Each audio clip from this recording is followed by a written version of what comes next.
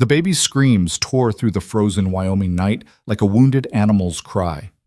Inside the cabin, Ethan Cole, 26 years old, widowed for 3 weeks, pressed his calloused palms against his temples and wondered if this was how a man went mad. His daughter had been crying for 6 hours straight. 6 hours. He'd tried everything his fumbling hands could manage, rocking, singing, walking circles until his boots wore grooves in the floorboards. Nothing worked. The child his wife died bringing into this world was slipping away, and he was helpless to stop it. Then he heard footsteps on his porch, and everything changed. If you're watching from your city tonight, drop a comment below and let me know where this story finds you. Hit that like button and stay with me until the end, because what happens next will break your heart before it heals it. The wind howled across the prairie like a living thing with teeth, rattling the shutters of Ethan Cole's cabin and seeping through every crack in the weathered wood. February in Windridge, Wyoming territory was merciless. The kind of cold that didn't just chill your bones, but made you question whether spring was a lie people told to survive winter. Inside the one-room cabin, Ethan walked his daughter back and forth, his arms aching from hours of holding her tiny, rigid body. She couldn't have weighed more than 7 pounds, but grief and exhaustion made her feel like a millstone around his neck. Her face was red and scrunched, mouth open in another endless wail that seemed to pull the air from the room. "Please," Ethan whispered, his voice cracking. "Please, sweetheart, please." The baby didn't hear him, or if she did, she had no mercy to offer. 3 weeks. It had only been 3 weeks since Sarah died. Ethan's eyes burned, but he had no tears left. He'd cried himself dry the first week, sobbing into his pillow while the baby screamed in her cradle, both of them alone in their anguish. The second week, he'd gone numb, functioning on instinct, feeding her when she'd take the bottle, changing her when the smell became unbearable, moving through the hours like a ghost in his own life. Now, in the third week, he'd entered a new circle of hell, the one where hope died and only terror remained. The baby wasn't gaining weight. Her cries had changed from demanding to desperate. And tonight she wouldn't stop, wouldn't settle, wouldn't even look at him with those dark eyes that were so heartbreakingly like Sarah's. "I don't know what to do," Ethan said to the empty room. "God help me. I don't know what to do." He moved to the window, bouncing the baby gently against his shoulder, and stared out at the darkness. Snow had started falling again, fat flakes drifting down to join the 2 feet already on the ground. The barn was a dark shape 40 yards away. Beyond that, nothing but prairie stretching toward mountains he couldn't see in the blackness. His nearest neighbor, if you could call someone a neighbor when they lived 300 yards away across an open field, was Clara Wynn. He'd seen her exactly twice since moving to Windridge 6 months ago. Once at the general store, where she'd nodded politely and said nothing. Once at a distance, hanging laundry on her line while he repaired his fence. Sarah had tried to befriend her, walking over with a basket of biscuits when they first arrived. She'd come back an hour later, basket still full, looking puzzled. "Strange woman," Sarah had said, setting the basket on the table. "Polite enough, I suppose, but cold. Wouldn't invite me in, wouldn't hardly speak. Just thanked me and closed the door." Ethan hadn't thought much about it then. People had their reasons for keeping to themselves out here. The West was full of folks running from something or someone, trying to disappear into the empty spaces. But now, looking toward where he knew Clara's cabin stood in the darkness, he felt a desperate, irrational urge to run across that field and pound on her door, to beg for help, to hand her this screaming child and say, "Please, you're a woman, you must know something I don't." He didn't, of course. Pride wouldn't let him. Fear of rejection wouldn't let him. Instead, he turned away from the window and carried his daughter back to the rocking chair Sarah had insisted they buy in Cheyenne. It was the only piece of furniture in the cabin that hadn't belonged to someone else first, the only thing they'd chosen together for their new life. Sarah would know what to do. Sarah would have known if the baby was hungry or wet or sick or just lonely. Sarah would have had the instinct, the intuition, the innate knowledge that seemed to come with being a woman. But Sarah was in the ground behind the cabin, buried in frozen earth beside the rose bush she'd planted and never seen bloom. Ethan sat heavily in the rocking chair and tried once more to get his daughter to take the bottle. She turned her face away, crying harder, her little fists clenched and trembling. "Please," he whispered again. I'm trying so hard." The wind rattled the door, and for a moment, Ethan's exhausted mind conjured the impossible thought that it was Sarah trying to get back in, trying to tell him she'd made a mistake, that she'd chosen wrong, that she wanted to live after all. But when he looked up, the door stayed closed. The wind died down. The only sound was his daughter's cries and the creak of the rocking chair and his own ragged breathing. Time stopped meaning anything. Minutes could have been hours. Hours could have been days.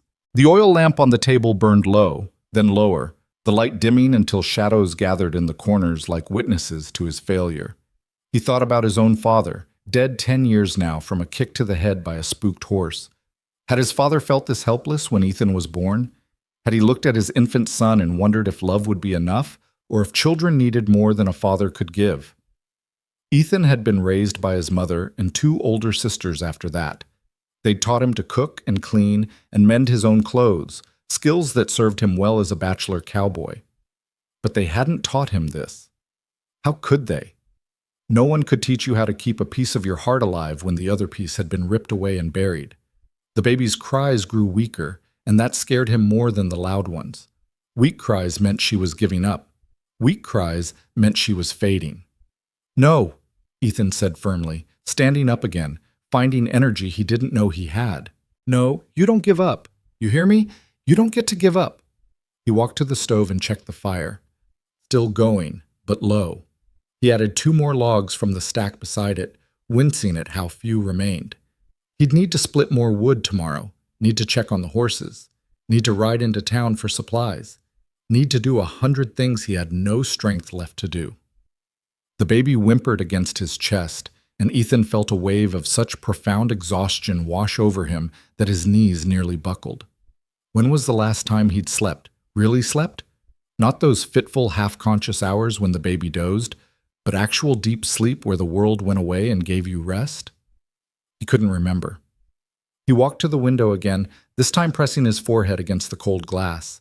The snow was falling heavier now. Another storm rolling in. The barn would need attention in the morning. The roof had been leaking, and if too much snow piled up, it might collapse. One thing at a time, he told himself. Just get through tonight, then get through tomorrow, then the next day. Just keep moving forward. But forward toward what? A life where he was always this tired, always this afraid, always one mistake away from losing the only part of Sarah he had left? The baby made a small, pitiful sound, not quite a cry, more like a question. Ethan looked down at her scrunched face, at the wisps of dark hair plastered to her damp forehead, at the way her tiny mouth trembled between wails. "I'm sorry," he whispered. "I'm so sorry I'm not your mama. I'm sorry I don't know how to fix this. I'm sorry for everything." And then, through the howling wind, he heard it, footsteps on the porch. Ethan's head snapped up. His hand instinctively went to his hip, where his gun belt usually hung, but he'd taken it off hours ago. The footsteps were light, measured, not the heavy tread of a man. The knock, when it came, was soft. 3 gentle raps. Ethan stared at the door, his heart suddenly pounding. No one came calling at, he glanced at the clock, 2 in the morning. No one except someone bringing bad news, or someone drawn by the sound of a crying baby. He crossed the room in 4 long strides and opened the door, expecting, what? The doctor from town? One of the ranch hands from the Double B spread? Instead, he found Clara Wynne standing on his porch, wrapped in a dark wool coat with snow gathering on her shoulders. In the lamplight spilling from his cabin, he could see her face clearly for the first time. Probably in her early 30s, with dark hair pulled back severely, and eyes that held something he couldn't quite name. Not pity, not judgment. Recognition, maybe. Of suffering. Of loss. "I heard the baby," Clara said. Her voice was low, almost hoarse, as if she didn't use it often. "She's been crying for hours." Ethan felt his face flush hot despite the cold. "I'm sorry. I didn't mean to disturb. May I come in?" It wasn't really a question. Clara was already stepping forward, and Ethan found himself moving back, letting her enter. She brought the cold with her, and the smell of snow, and something else. Lavender, maybe, or sage. Clara closed the door behind her and immediately turned to Ethan, her eyes going to the baby in his arms. The baby who had miraculously quieted to small hiccuping sobs at the intrusion of this stranger. "When did she last eat?" Clara asked. She won't take the bottle. I've tried every hour, but she just... When did she last take anything? Even a little?" Ethan's mind went blank. Time had become so fluid. "Yesterday, maybe? She had a few swallows yesterday afternoon." Clara's expression didn't change, but something flickered in her eyes. She set down the basket she'd been carrying, Ethan hadn't even noticed it, and unbuttoned her coat. "May I hold her?" Ethan hesitated.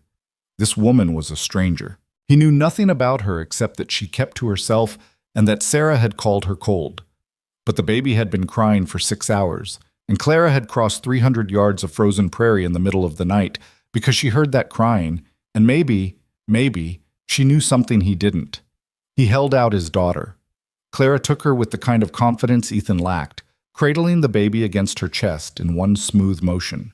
She didn't coo or make nonsense sounds. Instead, she stood very still, looking down at the small face, and began to hum. It wasn't a song Ethan recognized, just a low melodic sound that seemed to come from deep in Clara's chest. She swayed slightly, an unconscious rhythm, and the baby's cries faded to whimpers, then to silence. Ethan stood frozen, watching this miracle. His daughter, who hadn't stopped crying for 6 hours, who'd barely slept in days, was calm. Her eyes were open, staring up at Clara's face with an expression of pure wonder. Clara continued humming as she walked slowly around the cabin, her movements graceful despite the rough floor. She looked at the sparse furnishings, the dishes piled in the basin, the pile of soiled cloths Ethan had been meaning to wash. She said nothing, made no judgment visible on her face. After a few minutes, she spoke without stopping her humming or swaying. "Have you been warming the milk?" "Yes, I warm it on the stove." "How warm?" I just warm it." "Too hot and she won't take it. Too cold and it hurts her stomach." Clara's eyes moved to the stove. "Where's the bottle?" Ethan retrieved it from the table, the rubber nipple slightly chewed, the glass cloudy from inadequate washing. He saw Clara notice both things, but she only said, "Heat water, not too hot. Test it on your wrist. It should feel like nothing, not warm, not cold." Ethan did as instructed, his hands clumsy as he worked the pump and set a pot on the stove. He was aware of Clara behind him, still humming, still swaying. The baby hadn't made a sound. When the water was ready, Clara tested it herself, then showed him how to hold the bottle at the right angle, how to let the baby control the pace, how to watch for signs of swallowing versus just sucking. "Try now," she said, and transferred the baby back to Ethan's arms. He sat in the rocking chair, his daughter tucked into the crook of his elbow, and offered the bottle. For a long moment, nothing happened. Then, miracle of miracles, the baby's mouth found the nipple and she began to drink. Ethan's eyes filled with tears. He didn't try to hide them. Clara stood nearby, watching. She was hungry and exhausted, too tired to eat, too hungry to sleep. It's a circle that gets worse. "How did you know?" Clara was quiet for a moment. When she spoke again, her voice was even softer. "I had a child once. He had colic. There were many nights like this." Ethan looked up sharply. Had? Past tense? But before he could ask, Clara had moved to the stove and was examining the pot of rabbit stew he'd made 2 days ago and barely touched. "You need to eat," she said. "You can't care for her if you collapse." "I'm fine." "You're not fine. When did you last have a full meal?" Ethan couldn't remember that either. Clara ladled stew into a bowl and set it on the table with a spoon. "Eat. I'll hold her when she's finished." There was something in her tone that made arguing impossible. Ethan found himself obeying, letting Clara take the baby after she'd drained the bottle, watching as his daughter, full and content, finally closed her eyes and slept in this strange woman's arms. The stew was cold and slightly congealed, but Ethan ate it anyway, suddenly ravenous. He couldn't remember food tasting so good. Clara sat in the rocking chair, still holding the sleeping baby, still humming that nameless tune. In the lamplight, with her harsh features softened by shadow, she looked almost peaceful. "I didn't know Sarah well," Clara said after a while. "But I'm sorry for your loss." Ethan swallowed hard. "Thank you. What's the baby's name?" "I haven't—" Ethan stopped, ashamed. "I haven't named her yet. Sarah wanted to wait until she was born, said she'd know the right name when she saw her, but then Sarah died, and you were left with a daughter and a grief too big to name." It wasn't a question. Clara understood. Ethan set down his spoon. "Why did you come? Really?" Clara looked at the baby in her arms, and for the first time her expression cracked. Just for a moment, just long enough for Ethan to see the raw pain underneath. "Because I know what it sounds like when a child is dying," she said simply, and I couldn't bear to hear it again. The words hung in the cold air between them. "Your son," Ethan said carefully. "Where is he now?" "Dead? 3 years ago." 3 years? Fever took him in 2 days. "And your husband?" "Dead. A year after that, fell from a horse and broke his neck." Clara said it all without inflection, as if reciting facts about strangers. But Ethan heard the weight beneath the words, the same weight he carried. "I'm sorry," he said, and meant it. Clara nodded once. "The baby needs to be fed every 3 hours, small amounts. If she won't take it, don't force her, but keep trying. Keep the milk the right temperature. Watch for fever, watch for rashes, watch for—" She stopped, her jaw tightening. "Watch for everything." "I don't know if I can do this alone." The admission cost him something. Cowboys didn't admit weakness, men didn't admit fear. But Ethan was so tired of pretending he had any idea what he was doing. Clara stood, still holding the sleeping baby, and looked at him with those dark, unreadable eyes. "You're not alone," she said. "Not tonight, anyway." She carried the baby to the cradle near the bed and laid her down with practiced care, tucking the blanket around her small body. The baby didn't stir. Then Clara turned and began tidying the cabin. She didn't ask permission. She simply started washing dishes, organizing the scattered items on the table, folding the clean cloths Ethan had left in a heap. "You don't have to," Ethan started. "I know." But she continued anyway, moving efficiently through the space. After a moment, Ethan joined her, and they worked in silence, two people who understood loss cleaning a dead woman's kitchen while her child finally slept. When the cabin was as orderly as it could be, Clara put her coat back on. Dawn was still hours away, but the wind had died down and the snow had stopped. "Thank you," Ethan said. The words felt desperately inadequate. Clara paused at the door. "Tomorrow night, if she cries like that again, come get me. Don't wait 6 hours." I couldn't impose. It's not an imposition. Clara stopped, searching for words. "It's easier to bear pain when you're trying to stop someone else's." She left before Ethan could respond, disappearing into the pre-dawn darkness. He stood in the doorway and watched until he couldn't see her anymore, until she was just another shadow crossing the frozen field toward her own empty house. Then he closed the door, checked on his sleeping daughter one more time, and finally, allowed himself to collapse onto the bed.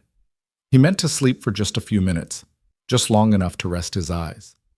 When he woke, sunlight was streaming through the window and the baby was crying again, but this time it was the normal cry of a hungry infant, not the desperate wail of dying hope. Ethan stumbled to the cradle, picked up his daughter, and prepared a bottle exactly the way Clara had shown him. His hands were still clumsy, but more confident. The baby drank, and he felt a surge of something he'd almost forgotten: pride. "Maybe I can do this," he thought. Maybe. Through the window, he could see smoke rising from Clara's chimney. She was awake. She'd made it home safely. On his table, he found the basket she'd left behind. Inside, fresh bread, a jar of honey, a small tin of tea, and a piece of paper with careful handwriting. "Feed her every 3 hours. Keep her warm. Trust yourself." Ethan read the note 3 times, then folded it carefully and put it in his shirt pocket, right over his heart. Outside, the sun climbed higher, melting the snow from the roof in small, steady drips. The prairie stretched endlessly in all directions, but somehow, for the first time since Sarah died, Ethan didn't feel quite so alone on it. His daughter finished her bottle and burped against his shoulder. He laughed, actually laughed, at the small sound. We're going to be okay, he told her. I don't know how yet, but we're going to figure it out. The baby stared at him with those dark, serious eyes. We need to name you, Ethan said. Your mama would want you to have a name. He thought about Sarah's favorite flower, the one she'd planted behind the cabin, the one that would bloom in spring, months after she'd be there to see it. Rose, he whispered. Your name is Rose. The baby, Rose, yawned and closed her eyes, content in her father's arms. And in that moment, in that small cabin on the frozen Wyoming prairie, hope began its quiet, stubborn return. The next 3 days passed in a rhythm Ethan had never known before, fragile and tentative, like learning to walk on ice. Rose ate every 3 hours, just as Clara had instructed. She slept in between feedings, her tiny chest rising and falling in the cradle. And Ethan, for the first time since Sarah's death, felt something other than despair. He didn't see Clara during those 3 days, though he looked for her. Every morning when he carried water from the well, his eyes would drift toward her cabin. Smoke rose from her chimney, so he knew she was there. Once, he saw her hanging laundry in the bitter cold, her movements efficient and solitary. He'd raised his hand to wave, but she'd already turned and gone back inside. The basket still sat on his table. He'd eaten the bread and used the honey to sweeten his coffee. But he hadn't returned the basket. Returning it would require walking to her door, knocking, speaking to her. And every time he thought about doing it, his courage failed. What would he say? Thank you seemed insufficient for what she'd done. She'd saved his daughter's life. She'd saved his sanity. How did you repay that kind of debt? On the 4th day, the weather broke. The sun came out properly for the first time in weeks, and the temperature climbed just enough that the icicles hanging from the cabin's eaves began to drip. Ethan decided it was time to stop being a coward. He dressed Rose in the warmest clothes he could find, a tiny gown Sarah had sewn, a blanket Clara had left behind, and bundled her against his chest inside his heavy coat. Then he picked up the basket, took a deep breath, and walked across the field toward Clara's cabin. The snow crunched under his boots. His breath fogged in the air. Rose made small sounds against his chest, not crying, just existing. He could feel her warmth through his shirt. Clara's cabin was smaller than his, but better maintained. The roof didn't sag. The windows had real glass, not oiled paper. A small garden plot, buried under snow now, showed signs of careful tending. Everything about the place spoke of solitude chosen and defended. Ethan climbed the 3 steps to her porch and knocked before he could change his mind. Silence. Then footsteps. The door opened. Clara stood there in a plain gray dress, her hair in that same severe bun, her expression neutral. But her eyes went immediately to the bundle at Ethan's chest, and something flickered there. Something hungry and hurt. I brought your basket back, Ethan said, holding it out awkwardly, and I wanted to thank you properly. For what you did. Clara took the basket but didn't step back to let him in. How is she? Good. Better. She's eating regularly now, sleeping. Ethan shifted his weight. I named her Rose. That's a good name. It was Sarah's favorite flower. Clara nodded. A long moment passed. Ethan could hear a clock ticking inside the cabin, could smell something baking, bread maybe, or biscuits. Well, he said finally, I won't keep you. I just wanted to say thank you, and to let you know that if you ever need anything, firewood chopped, repairs done, anything, you just have to ask. He turned to go, feeling foolish. What had he expected? An invitation for coffee? Friendship? The woman had made it clear she preferred solitude. Wait, Ethan turned back. Clara was looking at Rose again, her jaw tight. Does she still cry at night? Sometimes, but not like before. I can usually get her settled within an hour or so. And you? Are you sleeping? The question surprised him. Some. Enough. Clara's fingers tightened on the basket handle. Babies need routine. If you fed her at the same times every day, she'd sleep better at night. I try to, but I'm not always. Sometimes I lose track of time when I'm working. You need a clock. I have a clock. You need to use it. Clara's voice was sharp, almost angry. Then she caught herself and softened. I'm sorry. I don't mean to criticize. You're doing well, better than most men would. I'm just trying not to kill her. The words came out more bitter than Ethan intended. Clara's expression shifted, and for the first time he saw something like sympathy there. "Come in," she said abruptly. "It's too cold to stand on the porch." She stepped back, and Ethan found himself crossing her threshold into a space that was the opposite of his own cabin.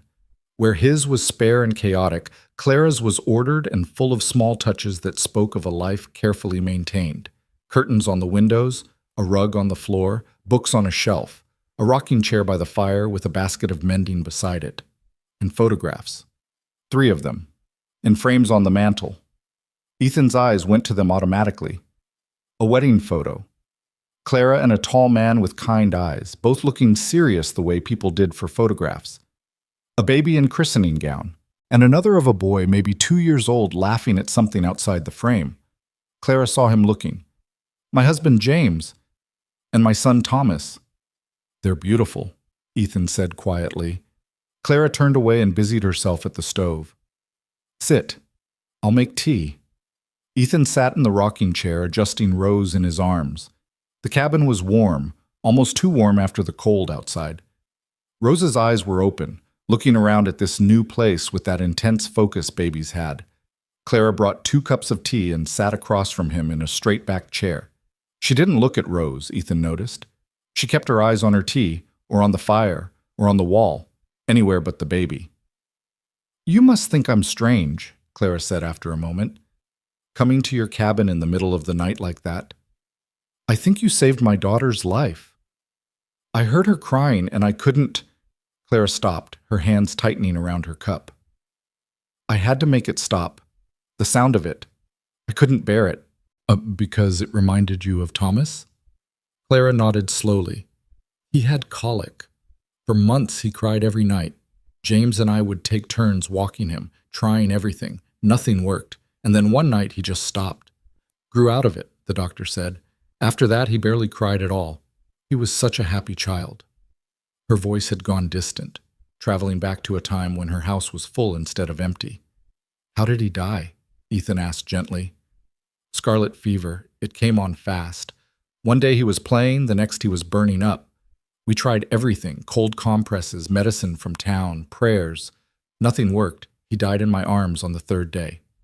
Clara's voice was steady, but her knuckles were white around the cup. "James never recovered. He blamed himself, though there was nothing he could have done. A year later, he took that horse out in a storm, and I think maybe he wasn't trying very hard to stay in the saddle when it bucked." Ethan felt his throat tighten. "I'm so sorry." "People always say that. I'm sorry. As if words could change anything." Clara looked at him directly for the first time. "But you understand, don't you, what it's like to lose someone and have to keep living anyway? Sarah died 3 weeks ago, and some mornings I still wake up expecting to see her beside me. Then I remember, and it's like losing her all over again. It doesn't stop. That feeling, you just get better at carrying it." They sat in silence for a while. 2 people who understood the weight of grief.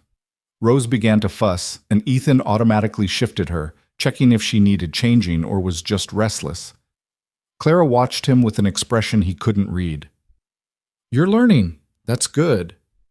I don't have much choice. You have family, someone who could help?" "My mother and sisters are in Kansas. I wrote to them, but even if they wanted to come, it would take weeks." Ethan hesitated. "And honestly, I'm not sure I want them here. They'd take over. Tell me I'm doing everything wrong. Try to convince me to move back home." "Would that be so bad?" "This is my home now. Mine and Rose's. Sarah is buried here. I can't just leave her." Clara nodded slowly. "No. You can't leave your dead. They anchor you, don't they? Keep you in one place even when everything else tells you to run. Is that why you stayed in Windridge?" "I stayed because I didn't have anywhere else to go, and because leaving felt like giving up, like admitting they were really gone." Clara set down her teacup. "May I hold her?" The question seemed to cost her something. Ethan saw her hands tremble slightly before she clasped them together. "Of course." He stood and carefully transferred Rose into Clara's arms. Clara held her with the same confidence as before, But this time Ethan saw the pain in her eyes as she looked down at the baby's face. "She has your eyes," Clara said softly. "But her mother's mouth." "You think so?" "Yes." Clara's thumb traced Rose's tiny hand. "She's going to be beautiful." Rose grabbed Clara's finger with that instinctive grip babies had, and Clara's breath caught. For a long moment, she just stared at that small hand wrapped around her finger. Then very quietly, she began to cry. Not sobbing, just silent tears sliding down her cheeks as she held another woman's baby and remembered her own. Ethan didn't know what to do. He sat frozen, watching this woman's private grief spill over in his presence. Should he take Rose back? Should he leave? Should he say something? In the end, he did nothing. Just let Clara cry while holding his daughter, understanding that sometimes pain needed witness more than comfort. After a few minutes, Clara wiped her eyes with one hand, still holding Rose with the other. "I'm sorry, I shouldn't have. Don't apologize. Please." Clara looked at him, her eyes red but clear. "I haven't held a baby since Thomas died. I didn't think I could, but she needed me that night, and I couldn't let her suffer when I knew how to help. I'm glad you did. For her sake and mine. It hurts, holding her, but it also—" Clara stopped, searching for words. "It also feels like maybe I'm not completely broken, like maybe I still have something to give." Rose chose that moment to yawn hugely, her small mouth opening wide. Clara laughed, an actual, genuine laugh that transformed her entire face. "She's tired," Clara said. "You should take her home for her nap. Thank you for the tea and for—" Ethan gestured vaguely. "For everything." Clara stood and transferred Rose back to him, but this time she didn't immediately step away. "If you need help, I'm here. Not every day, not all the time. But when you need someone who understands babies, you can come to me." "That's generous. It's selfish, actually. Helping you helps me. Gives me something to do besides sit in this house and remember." Ethan adjusted Rose in his arms. "Then I'll take you up on it. Because I have no idea what I'm doing, and Rose deserves better than me fumbling around in the dark." "You're doing better than you think, but yes, come when you need to." Ethan left with Rose bundled against his chest and hope blooming cautiously in his chest. The walk back across the field felt shorter somehow, lighter. Over the next week, a routine developed. Ethan would work in the mornings, chopping wood, tending the horses, doing the repairs his cabin desperately needed, while Rose slept. In the afternoons, he'd bundle her up and walk to Clara's cabin. At first, he'd knock and wait to be invited in, but after a few days, Clara told him to stop knocking. "Just come in. I'm always here." She taught him things Sarah would have known instinctively: how to bathe Rose without terrifying her, how to recognize the difference between a hungry cry and a tired cry and a something hurts cry, how to trim her tiny fingernails without cutting her, how to make her laugh by blowing gently on her stomach. And slowly, carefully, Clara began to come back to life. It started with small things. A smile when Rose grabbed at Clara's hair, a story about Thomas and the time he'd tried to eat dirt from the garden, a joke about how men thought they were strong until faced with a diaper that needed changing. Ethan found himself looking forward to those afternoon visits, not just because Clara was teaching him how to care for his daughter, but because the cabin felt less empty when Clara was in it. She'd sit in the rocking chair with Rose in her lap, singing those wordless songs, and the whole room would feel warmer. One afternoon, almost 2 weeks after Clara had first knocked on his door, Ethan arrived to find her garden plot cleared of snow. "I'm planting in the spring," Clara explained when she saw him looking. "Vegetables, mostly. Maybe some flowers. The soil is good here." "I could help. Turn the earth when the ground thaws." "You have enough to do with your own place." "I want to help." Clara studied him for a long moment. "Why?" Ethan thought about lying, about saying something noble about neighborly duty or repaying debts. But Clara had cried in front of him. She'd shown him her grief. She deserved honesty. "Because when I'm here, I don't feel so alone. And I think maybe you don't either." Clara's expression softened. "No, I don't." That evening, Clara walked back with him to his cabin, carrying Rose while Ethan hauled a basket of vegetables from her root cellar. She stayed for dinner. rabbit stew again, but this time Clara showed him how to make it properly, with herbs and root vegetables and enough salt to actually taste good. They ate at his small table while Rose slept in her cradle. They talked about nothing important, the weather, the state of the roads, whether spring would come early or late. Easy conversation between two people learning how to be less lonely together. When Clara got up to leave, full dark had fallen outside. "It's too late to walk back alone," Ethan said. "I'll walk you. I've walked that path 100 times in the dark." "I know, but let me walk you anyway." So they went together through the cold night, Rose asleep against Ethan's chest, Clara walking beside him with a lantern held high. The stars were brilliant overhead, the kind of stars you only saw far from cities, and their breath fogged white in the air. At Clara's door, she turned to him. "Thank you for dinner. Thank you for making it edible," she smiled. "Same time tomorrow?" "Same time." Ethan walked home feeling something he hadn't felt in weeks: contentment.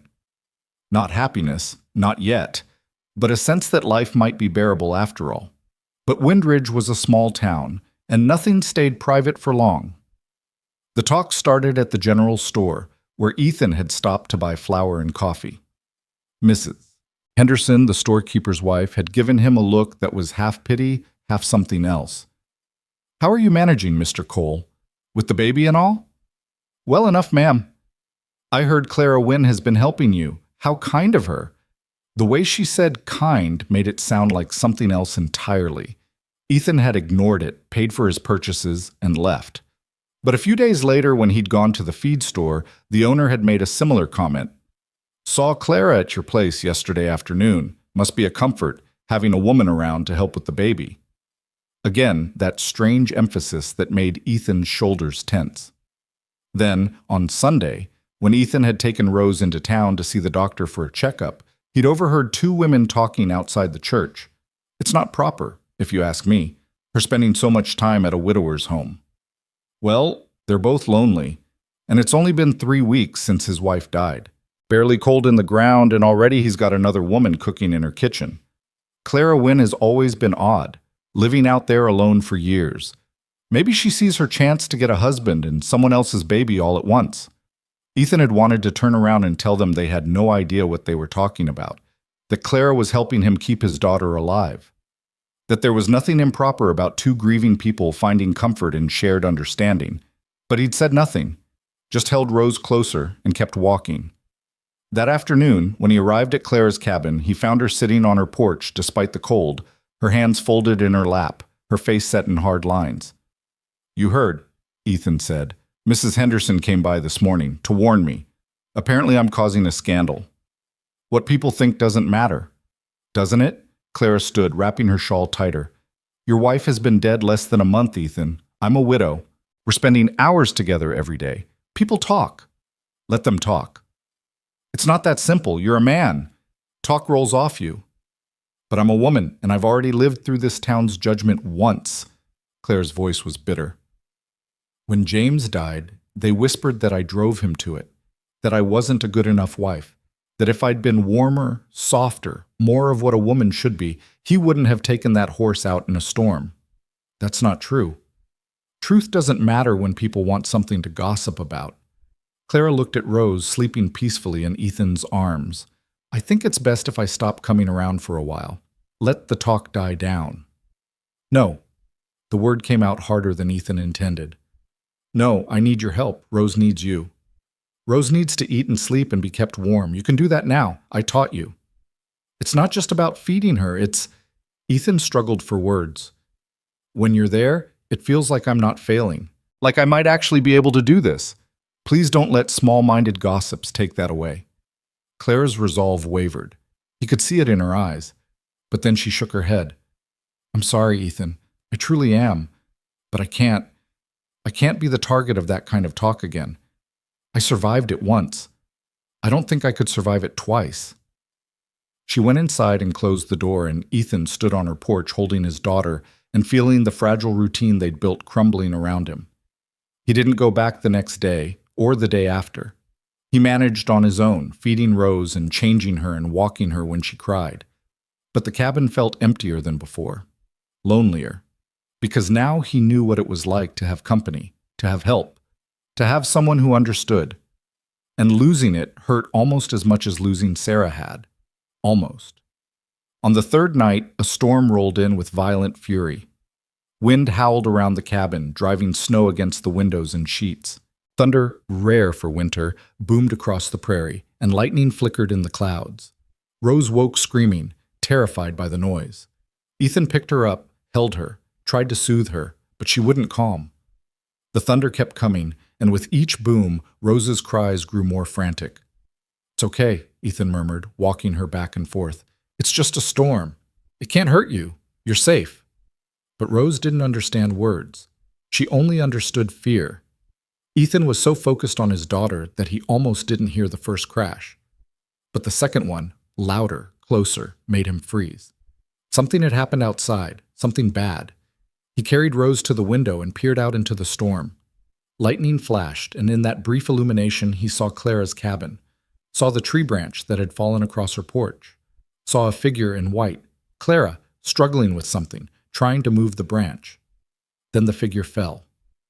Ethan didn't think. He wrapped Rose in every blanket he could find, bundled her inside his coat, grabbed a lantern, and ran out into the storm.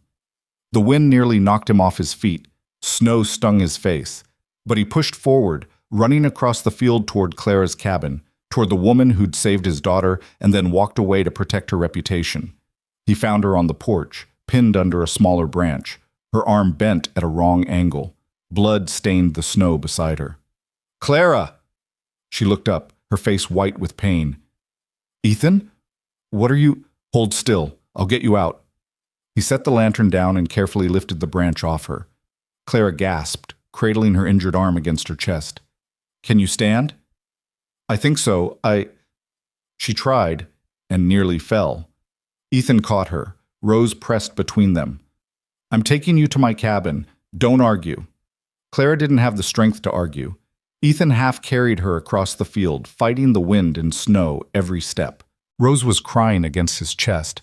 Clara was barely conscious against his side, and Ethan had never been more terrified in his life. But he kept moving, one foot in front of the other, through the storm, through the fear, through everything.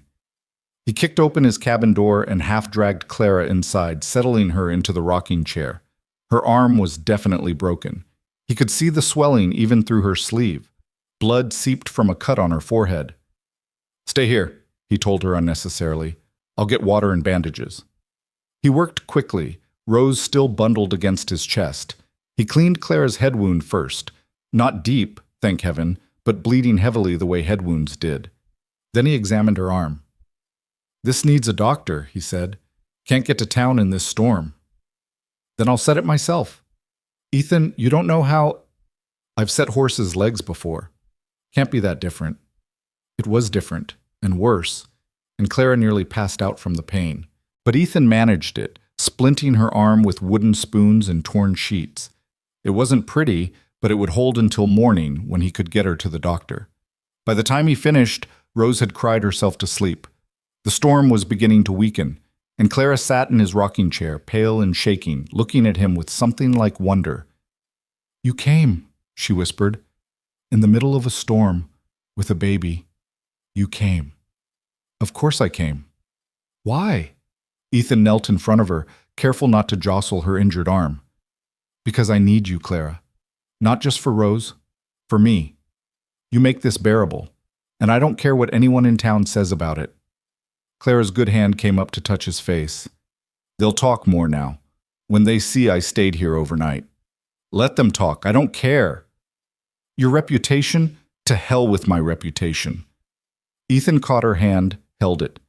"You crossed that fence the first night because you couldn't bear to hear my daughter suffer. Tonight I crossed it because I couldn't bear the thought of you hurt and alone. That's not scandal. That's just two people taking care of each other." Clara's eyes filled with tears. "I don't know if I can do this, Ethan. I don't know if I can open my heart again after losing so much." "Then don't. Not yet. Just stay. Just be here. We'll figure out the rest later." Outside, the storm began to fade. Inside, Clara nodded slowly. "Okay," she whispered. "I'll stay." And in that moment, As Rose slept between them and the fire crackled and the storm retreated across the prairie, something fundamental shifted. Clara wasn't a helpful neighbor anymore. She wasn't a kind stranger or a temporary solution. She was essential, and both of them knew it. Morning came gray and cold, the storm's aftermath leaving the prairie blanketed in fresh snow that sparkled under weak sunlight. Ethan woke in his chair by the fire, his neck stiff and his back aching. Rose was asleep in her cradle, and Clara was still in the rocking chair, her injured arm cradled against her chest, her eyes open and staring at the ceiling. "How long have you been awake?" Ethan asked, his voice rough from sleep. "An hour. Maybe more." Clara shifted carefully, wincing. "I didn't want to wake you. You needed the rest." "How's the arm?" "Hurts like hell, but it's my own fault for trying to move that branch alone." Ethan stood and went to check on Rose, who stirred but didn't wake. Then he moved to the stove and started building up the fire. "I'll take you to the doctor after breakfast. Get that arm properly set." "People will see." "I don't care." "You should care." Clara's voice was quiet but firm. "Mrs. Henderson will have told half the town by now that I'm helping you. When they see me leaving your cabin first thing in the morning, with a broken arm no less, they'll assume the worst. Then they can assume. I'm not going to let you sit here in pain because small-minded people have nothing better to do than gossip." Clara was silent for a long moment. "You're a stubborn man, Ethan Cole?" "So I've been told."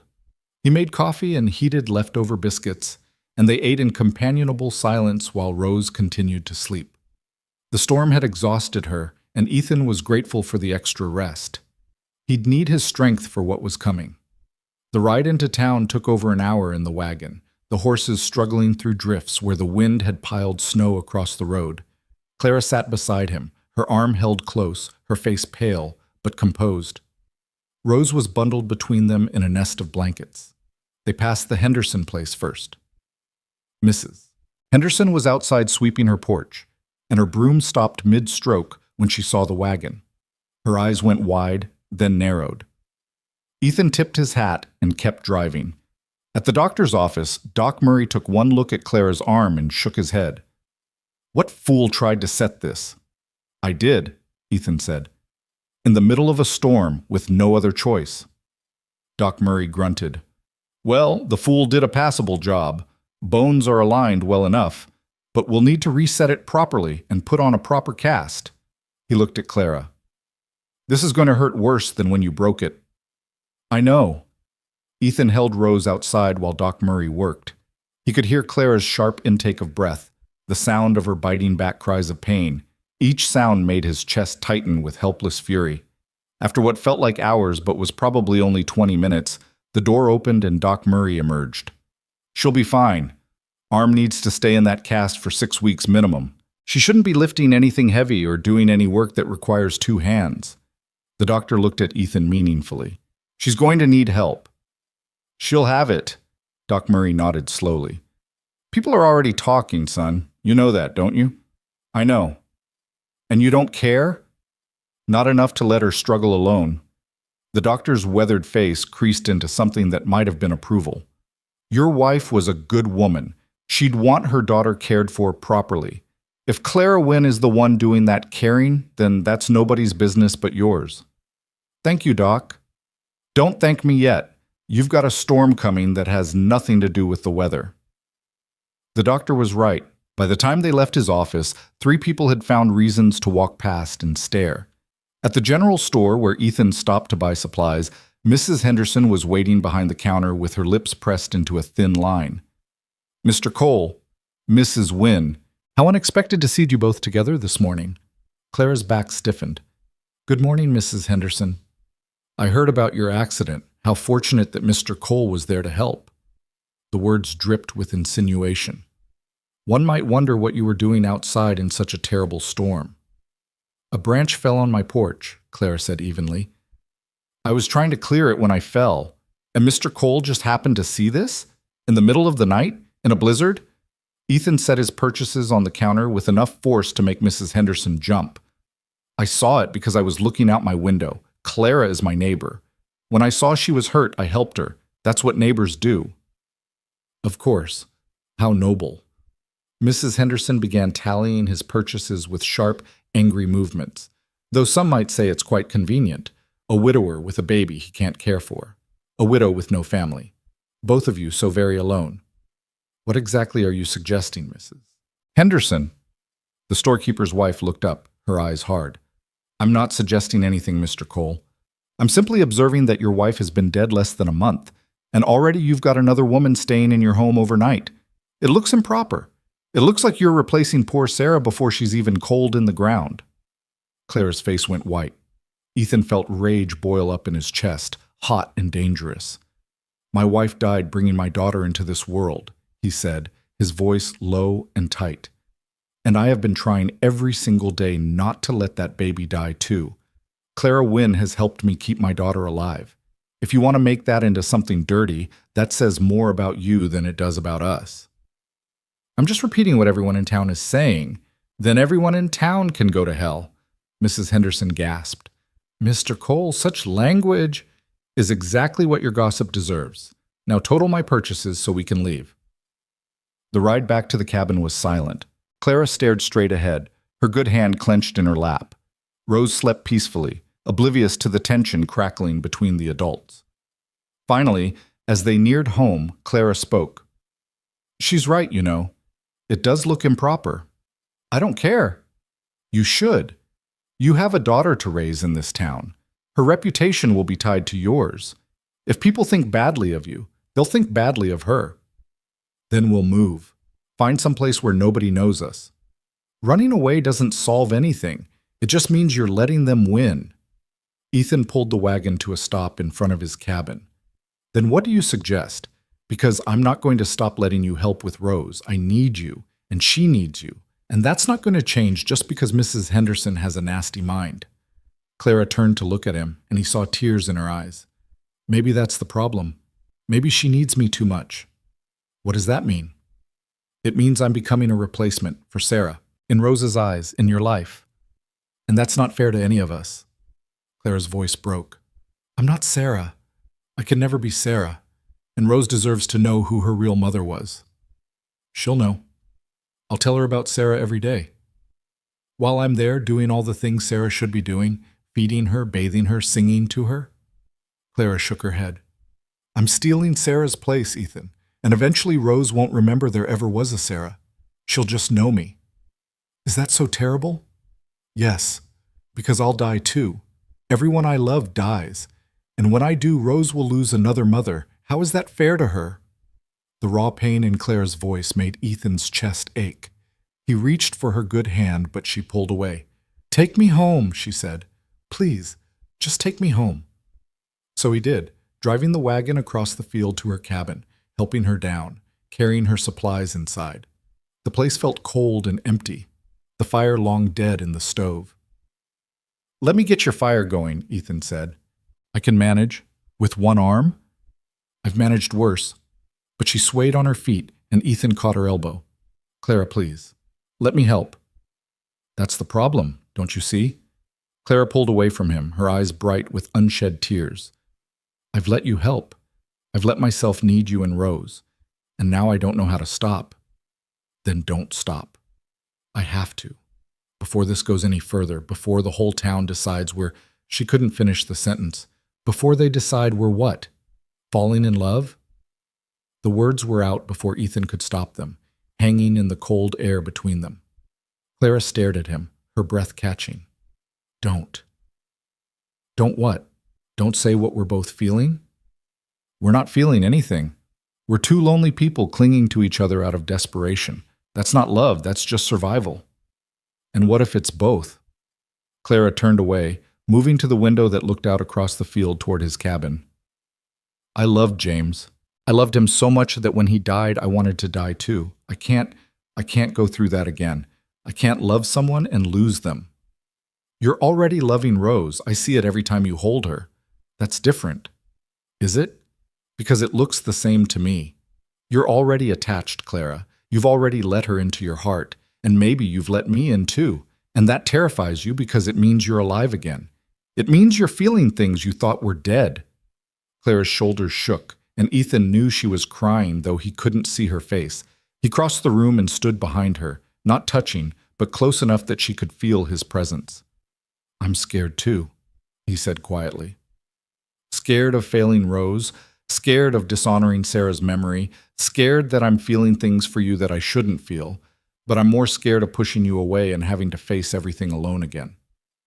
The town can say what they want. I don't care about the town. I care about my daughter having someone who knows how to love her.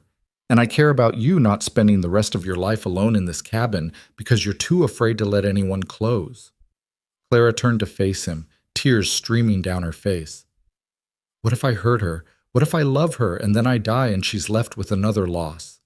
What if you live? What if you stay and watch her grow up and teach her all the things Sarah would have taught her?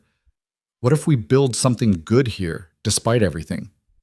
It's too soon. Sarah just died. I know, and part of me feels guilty every time I look at you and feel something other than grief.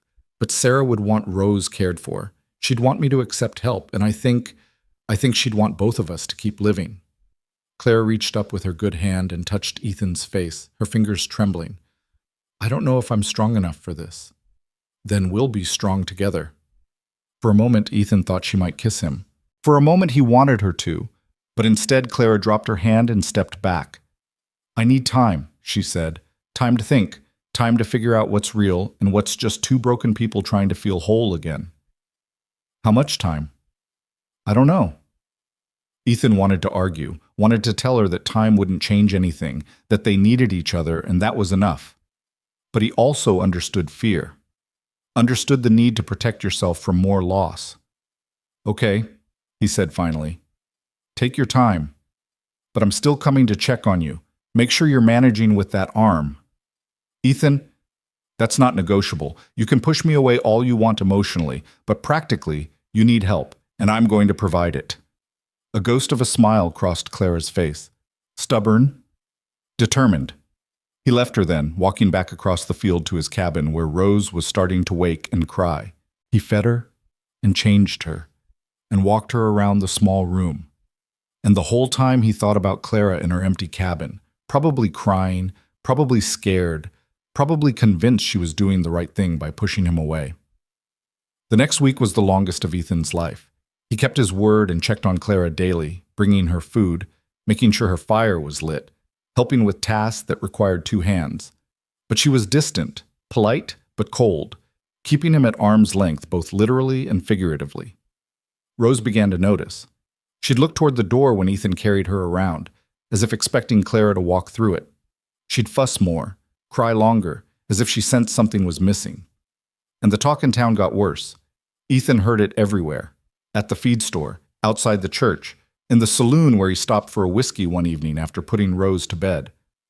Heard Clara Wynn's been staying away from the Cole place. About time. Widow woman had no business spending so much time with a widower. People were starting to wonder. Wonder about what? About whether that baby was the only thing keeping him warm at night, if you know what I mean. Ethan had left before he did something he'd regret, before he punched someone and gave the town something real to gossip about. But the damage was done. Not just to his reputation or Clara's, but to something more fundamental. The town had taken something innocent and twisted it into something ugly. And in doing so, they'd driven Clara away from the one place she'd started to feel alive again. 2 weeks after the storm, on a Tuesday afternoon, Ethan was chopping wood behind his cabin when he heard a wagon approaching. He looked up to see Pastor Williams from the church climbing down, his face grave. "Mr. Cole, do you have a moment?" Ethan set down his axe, wiping sweat from his forehead despite the cold. "Pastor, what brings you out here?" "Concern. For you and for Mrs. Wynn." The pastor folded his hands in front of him in that way religious men did when preparing to deliver difficult truths. "There's been talk in town. A great deal of talk." "I'm aware. Are you aware that some members of my congregation have suggested I speak to you about the impropriety of your relationship with Mrs. Wynn?" "There is no relationship. She helped me with my daughter, that's all." "And yet she stayed overnight in your home, unchaperoned, while your wife has been dead less than 2 months." Ethan felt his temper rising. She was injured. There was a storm. What was I supposed to do? Leave her to freeze? Of course not. But surely you can see how it appears. A young widower and a widow spending time alone together, and now she's staying away because she knows how it looks. Pastor Williams's voice softened. I'm not here to judge you, son. I'm here to help you understand that in a small town like Windridge, appearances matter, especially when there's a child involved. So, what are you suggesting? That I stop accepting help with my daughter because people have dirty minds? I'm suggesting that if you value Mrs. Wynn's reputation and your own, you might consider being more circumspect. Have other women help with the baby. Mrs. Henderson has offered, as has Mrs. Patterson. Mrs. Henderson can barely stand to look at me. And Mrs. Patterson has 6 children of her own. They don't want to help. They want to control. Nevertheless, nothing. Clara Wynne saved my daughter's life. She's been kinder to me in my grief than anyone in this town. And if people want to make that into something sinful, that's their problem, not mine. Pastor Williams sighed. I was afraid you'd say that. Mr. Cole, I'm not your enemy, but I am trying to protect your daughter's future. If you continue down this path, people will talk. And when Rose is old enough to go to school, to make friends, to find a husband someday, that talk will follow her. The words hit Ethan like a physical blow. He hadn't thought that far ahead, hadn't considered that the choices he made now might affect Rose years down the line. What do you want me to do? He asked quietly. I want you to think carefully about your actions, about what message you're sending, and I want you to consider that perhaps Mrs. Wynne has made the right choice in distancing herself. The pastor put a hand on Ethan's shoulder. Sometimes the loving thing is to let go. After the pastor left, Ethan stood in the cold, staring at nothing. Rose was napping inside. Clara was in her cabin across the field, probably staring out her window at his place the way he sometimes caught himself staring at hers, and the whole town was watching, waiting, judging. That night, as Ethan rocked Rose to sleep, a new storm rolled in. Not as violent as the last one, but steady and cold. Wind howled around the cabin. Snow piled against the windows, and through it all Rose wouldn't settle.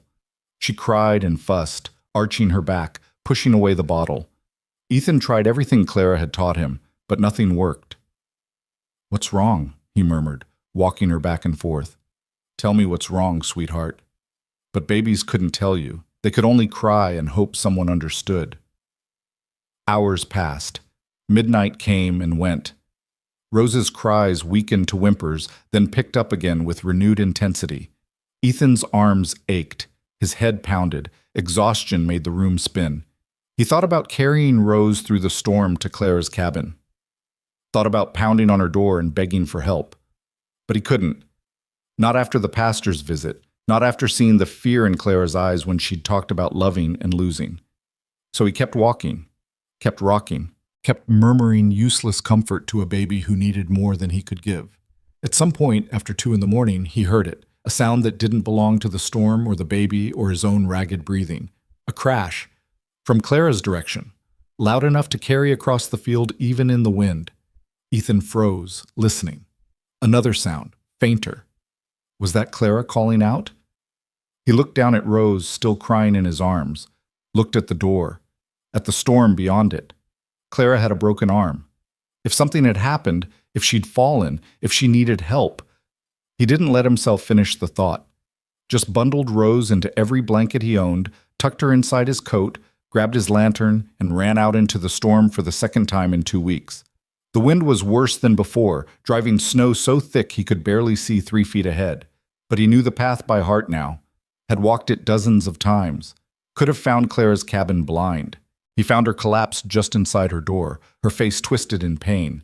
A lamp lay shattered on the floor beside her, oil spreading across the wood. Her cast-bound arm was clutched to her chest, and she was trying to stand on a leg that clearly couldn't hold her weight. Clara! Ethan set the lantern down and dropped to his knees beside her, Rose wailing between them. Ethan, how did you... Clara's words were slurred, confused. What happened? I got up to add wood to the fire. Dizzy. I fell and... She looked at the shattered lamp, then at the oil creeping toward the stove. You need to clean that up. If it reaches the fire... Forget the fire. Can you stand? My ankle.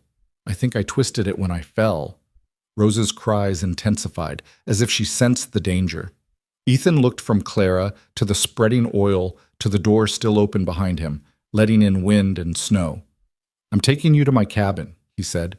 "You can't carry both of us. Watch me."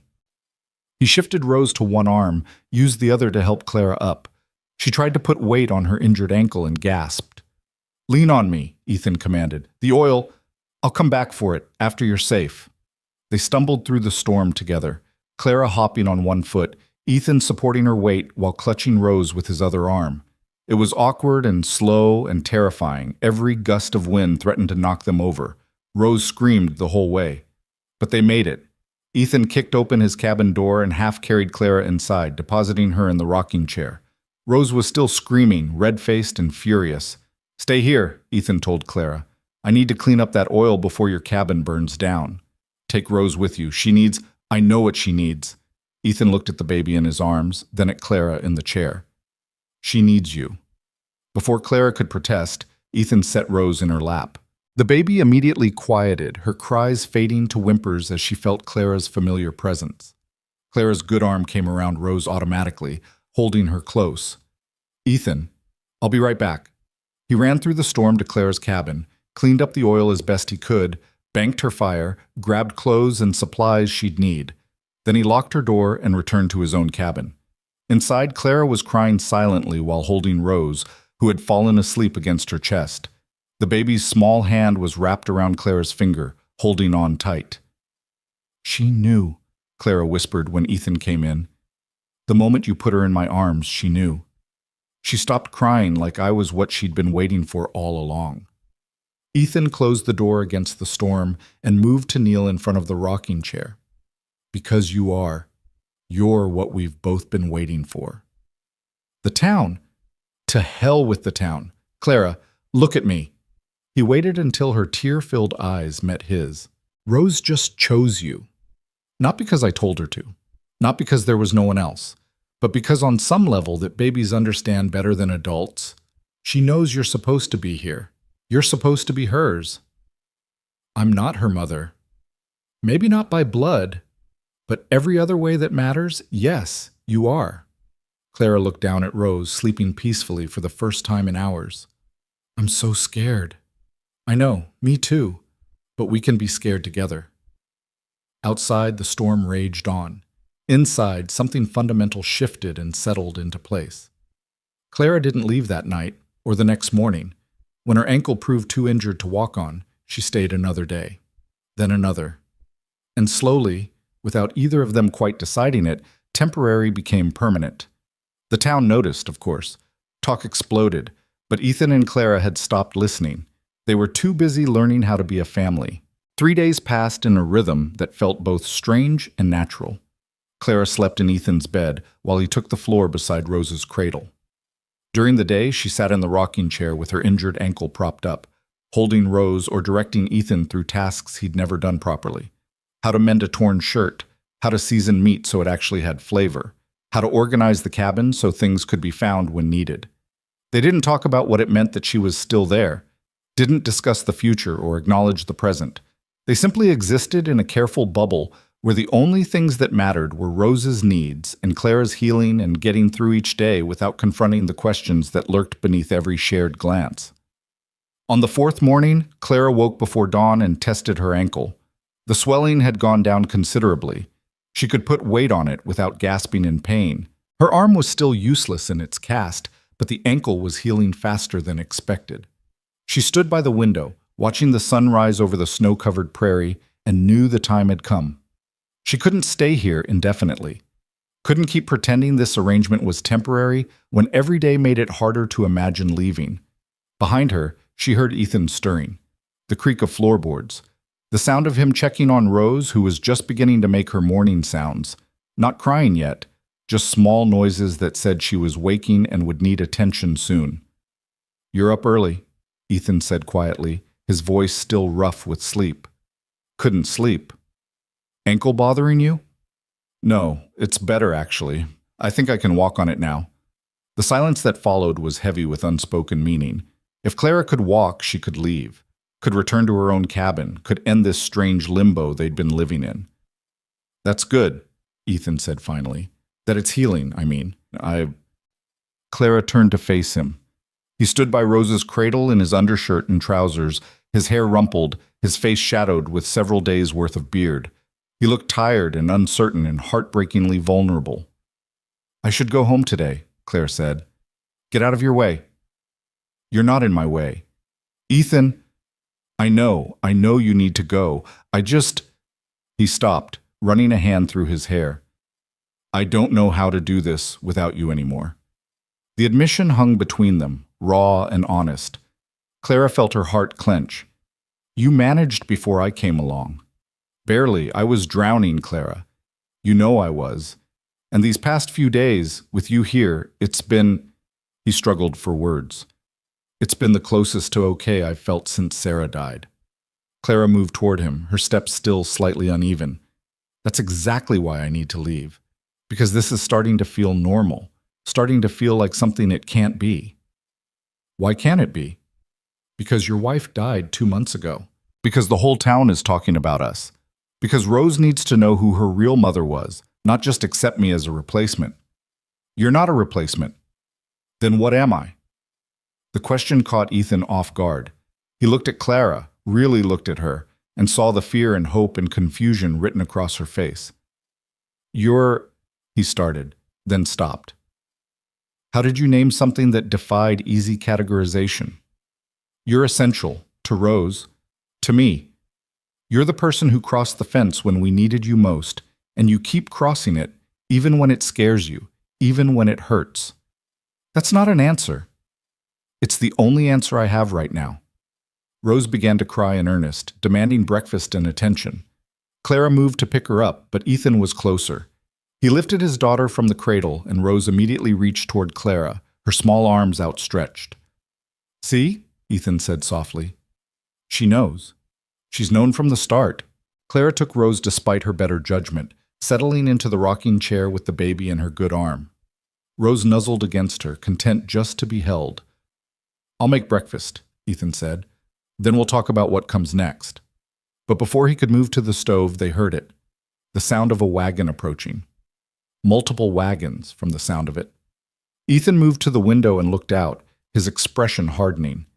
It's the church women, Mrs. Henderson, Mrs. Patterson, and a few others I don't recognize. Clara's face went pale. They know I'm here. Of course they know. The whole town probably knows by now. Then this is it. This is them coming to make sure I leave, to protect your reputation and Rose's future. Let them try. Ethan opened the door before the women could knock. 5 of them stood on his porch, all dressed in their Sunday best despite it being a Thursday morning. Mrs. Henderson was in front, her face set in righteous determination. Mr. Cole, we've come to speak with you about a matter of some delicacy. Then speak. May we come in? Ethan glanced back at Clara, who sat frozen in the rocking chair with Rose in her arms. Then he looked back at the women. No. Whatever you have to say, you can say it from there. Mrs. Henderson's lips thinned. Very well.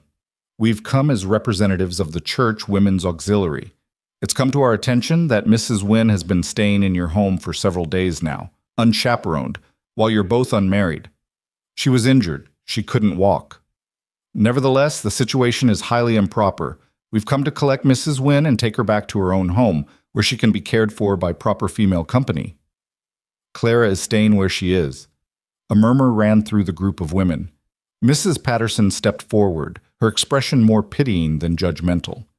Mr. Cole, we understand you're in a difficult position. Raising a baby alone is challenging, but accepting help from a widow woman in this manner is not the solution. It damages both your reputations and sets a poor example for your daughter. My daughter is 2 months old. I don't think she's paying attention to examples yet. But the town is paying attention, Mrs. Henderson said sharply. And what they see is a man who couldn't wait even 3 months before installing another woman in his dead wife's place. Ethan felt rage surge through him, hot and dangerous. You have no idea what you're talking about. Don't we? We see a widower who's too weak to manage alone, a widow who's desperate enough to compromise her dignity for the chance at having a family again, and a baby who's going to grow up thinking this sort of arrangement is acceptable. Get off my property. Mr. Cole, I said get off my property, now, before I do something we'll all regret. The women retreated a few steps, but Mrs. Henderson wasn't finished. If you continue down this path, the church will have no choice but to take action. For the sake of your daughter's moral upbringing, we may be forced to petition for custody. The words hit Ethan like a physical blow. You can't do that. We can if we believe the child is being raised in an immoral environment. A judge might agree that a baby girl needs a proper home with a married couple, not a widower living in sin with his neighbor. Clara appeared in the doorway behind Ethan, still holding Rose. Her face was white, but her voice was steady. Leave. All of you. Now. Mrs. Wynne, we're trying to help you. Help me? You've done nothing but gossip and judge since I moved to this town. When my son died, where were you? When my husband fell and broke his neck, where were your casseroles and your comfort? You left me alone in my grief because I wasn't warm enough, wasn't friendly enough, wasn't the kind of woman you approved of. Clara's voice shook with years of suppressed anger. And now you have the audacity to show up here and threaten to take this baby away from the only parent she has left? Get off this property before I find my husband's rifle and give you a real reason to gossip. The women stared at Clara, shocked into silence. Mrs. Henderson recovered first, drawing herself up with offended dignity. You'll regret this, both of you. Mark my words. She turned and marched back to the wagons, the other women following in her wake. Ethan and Clara stood in the doorway, watching them leave. Rose had started to fuss, picking up on the tension in the air. When the wagons were out of sight, Clara sagged against the doorframe. They're going to do it. They're going to try to take Rose away from you. Let them try. No judge would grant custody to strangers over a father. You don't know that. In cases where moral character is questioned, judges have given children to church families before. I've heard of it happening. Clara looked down at Rose, her expression anguished. This is my fault. If I'd stayed away like I should have, this is not your fault. It's their small-minded judgment and their need to control people who don't fit into their narrow view of how life should be lived. But they're right about one thing. It does look improper. And if they petition a judge, he's going to see a widower who moved a widow into his home less than 2 months after his wife died. He's going to see exactly what they see. Ethan took Rose from Clara's arms and held his daughter close. Then we'll give him something else to see. What do you mean? Ethan looked at Clara, and something in his expression made her breath catch. Marry me. The words fell into the space between them like stones into still water. Clara stared at him, her mouth opening and closing without sound. What? Marry me. Today, right now. We'll ride into town and find a justice of the peace. Make it legal and proper so they can't say anything. Ethan, you can't be serious. I'm completely serious. If we're married, they have no grounds to question anything. Rose stays with us. You stay with us. And we stop caring what anyone thinks. Clara shook her head, backing away. No, that's insane. You can't marry someone just to stop gossip. I'm not marrying you just to stop gossip. I'm marrying you because I need you, because Rose needs you, because this, he gestured between them, at Rose in his arms, at the cabin around them. This works. We work. And I don't want to lose that because some bitter women have nothing better to do than judge us. But Sarah's dead. The words came out harsher than Ethan intended, and he softened his voice. I loved her. I will always love her. But she's gone, Clara, and I can't spend the rest of my life alone because people think there's a proper mourning period before you're allowed to keep living. Clara's eyes filled with tears. It's too fast. We barely know each other. I know that you saved my daughter when I couldn't. I know that you cross that field every time we need you, even when you're scared. I know that Rose lights up when she sees you, and I know that when you're here, this cabin feels like a home instead of a tomb. Ethan shifted Rose to one arm and reached for Clara's good hand with the other. I'm not asking you to replace Sarah. I'm asking you to be Clara, to be exactly who you are, and to let me stand beside you while we both figure out how to keep living after loss. I'm broken, Ethan. I lost everything. What if I can't be what you need me to be? You already are. You just don't see it yet. Clara looked down at their joined hands, then up at his face. This is crazy. Probably. People will still talk. Let them. Rose deserves better than two people who got married out of desperation. Rose deserves two people who will fight for her, who will love her, who will show her that family isn't always blood. Sometimes it's choice. Ethan squeezed her hand gently. Say yes, Clara. Say yes, and let's build something good out of all this grief. For a long moment, Clara just stared at him. Ethan could see her working through every argument, every fear, every reason this was a terrible idea. And he could see the exact moment when she decided that maybe terrible ideas were worth trying if the alternative was more loneliness. Okay, she whispered. Yes. Relief flooded through Ethan so powerfully his knees nearly buckled. Yes? Yes, but we do this properly. We tell Rose about Sarah. We make sure she knows her real mother. We don't pretend this is something it's not. Agreed. Anything else? Clara took a shaky breath. We take it slow. Marriage on paper doesn't mean, I'm not ready for, I understand, separate beds, no expectations. We'll figure out the rest as we go. And if it doesn't work? If we realize we made a mistake? Ethan looked down at Rose, who had fallen asleep against his shoulder, her small face peaceful and trusting. Then we'll handle it together. But I don't think we're making a mistake, Clara. I think for the first time since this nightmare started, we're doing something right. 2 hours later, they stood in Justice Crawford's office in town. Clara in the same gray dress she'd been wearing for days, Ethan in his cleanest shirt with Rose in his arms. Justice Crawford, a practical man who'd seen enough of frontier life to know that survival sometimes required unconventional solutions, asked them 3 times if they were sure. You understand this is permanent, he said, looking from Ethan to Clara.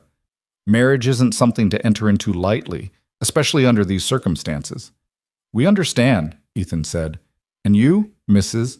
Wynne, you're doing this of your own free will? Clara looked at Rose, sleeping peacefully in Ethan's arms, then at Ethan himself, this man who'd run into a storm to save her, who'd defended her against churchwomen, who'd offered her a place in his life without demanding anything in return. Yes, she said firmly. My own free will. Very well. Justice Crawford opened his book and began reading the brief civil ceremony. The words washed over Clara like water, familiar phrases about love and commitment that felt both fitting and strange given their situation. When he got to the part about speaking now or forever holding your peace, Clara half expected Mrs. Henderson to burst through the door with objections. But the door stayed closed. Do you, Ethan Cole, take this woman to be your lawfully wedded wife? I do. And do you, Clara Wynne, take this man to be your lawfully wedded husband?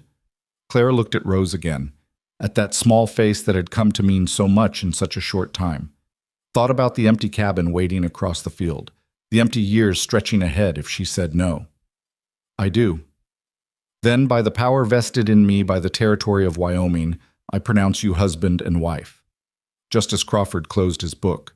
You may kiss the bride, though under the circumstances a handshake might be more appropriate. Ethan and Clara looked at each other awkwardly. In the end, Ethan leaned forward and kissed her forehead gently, chastely, while Rose slept between them.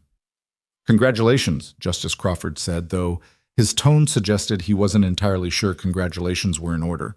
I'll file the papers with the territorial government. You're legally married as of this moment. They walked out of the office into the cold afternoon air as husband and wife. Clara felt numb, disconnected from reality. Had she really just married a man she'd known for less than 2 months? A man whose wife was barely cold in the ground? Are you all right? Ethan asked as they climbed into the wagon. I don't know. Ask me tomorrow.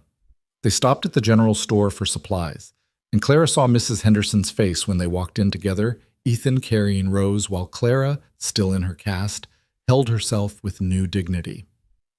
Mrs. Henderson, Ethan said pleasantly, I'd like to introduce you to my wife, Clara Cole. The color drained from Mrs. Henderson's face. You're what? We were married this afternoon by Justice Crawford. Seemed like the right thing to do, given that we're raising a baby together. Ethan smiled, but there was steel beneath it. I do hope this resolves any concerns you might have had about the propriety of our living arrangements. Mrs. Henderson's mouth opened and closed like a fish. But you can't. It's only been 2 months since Sarah died. Yes, and 2 months of learning that Rose needs more than I can give her alone.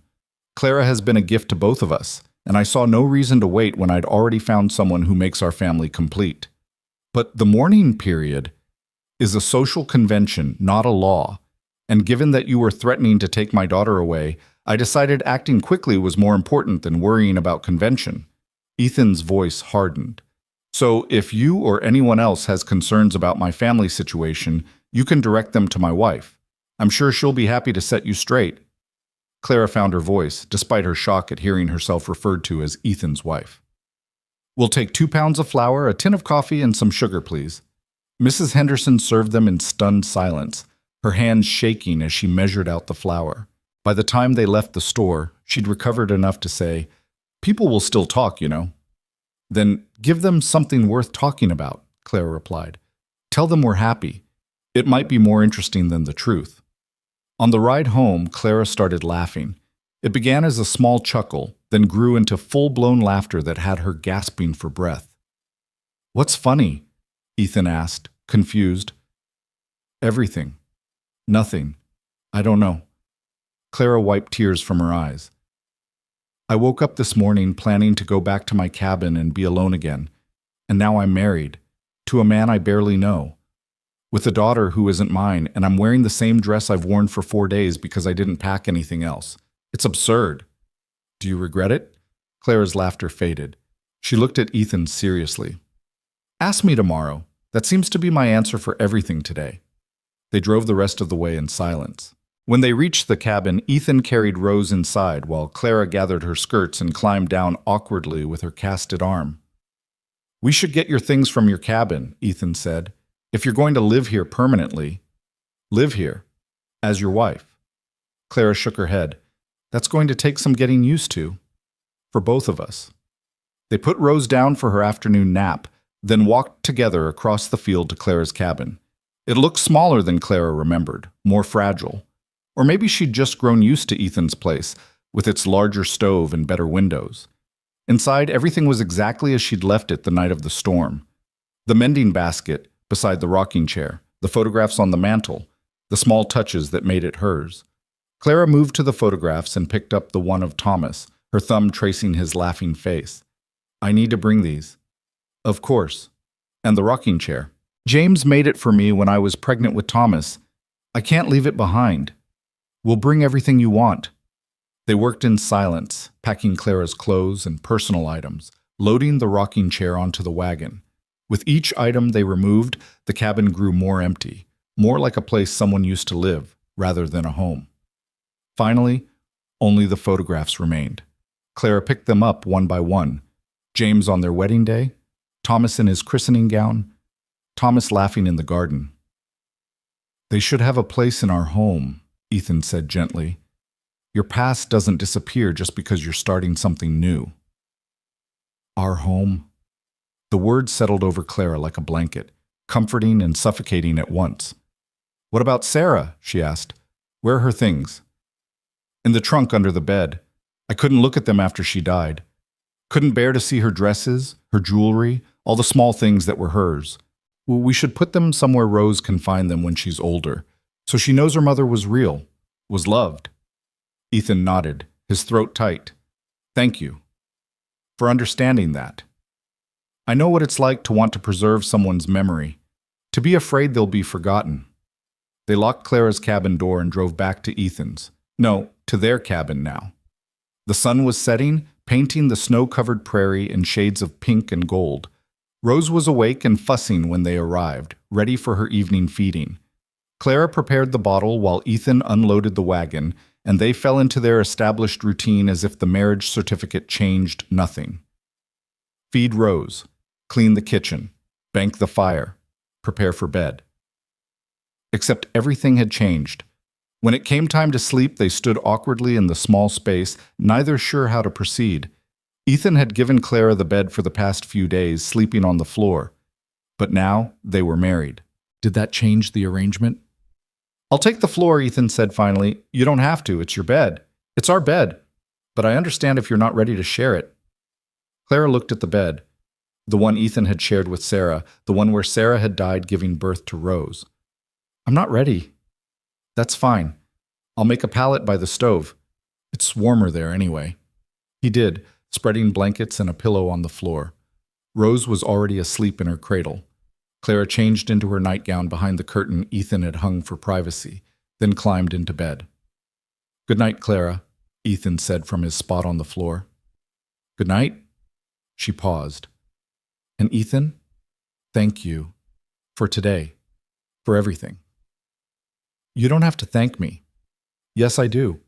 You saved me from a life of loneliness. Even if this doesn't work, even if we realize we made a mistake, at least I won't die alone and forgotten in that cabin." "We didn't make a mistake." Clara wasn't sure she believed him, but she closed her eyes anyway, listening to Ethan's breathing slow and deepen, to Rose's small sleep sounds, to the wind outside the cabin walls. And for the first time in 3 years, she fell asleep in a house that held other people, people who needed her to wake up in the morning. She was a wife again, a mother of sorts, chosen by a baby who couldn't speak and a man who'd run into storms to reach her. And maybe, Clara thought as sleep finally claimed her, maybe that was enough. Clara woke before dawn to find Rose already awake in her cradle, not crying but making small cooing sounds at the ceiling. In the gray pre-dawn light, Clara could see Ethan still asleep on his pallet by the stove, one arm thrown over his face, his breathing deep and even. He looked younger in sleep, the lines of grief and exhaustion temporarily smoothed away. She slipped out of bed, wincing as her ankle protested the movement, and lifted Rose from the cradle.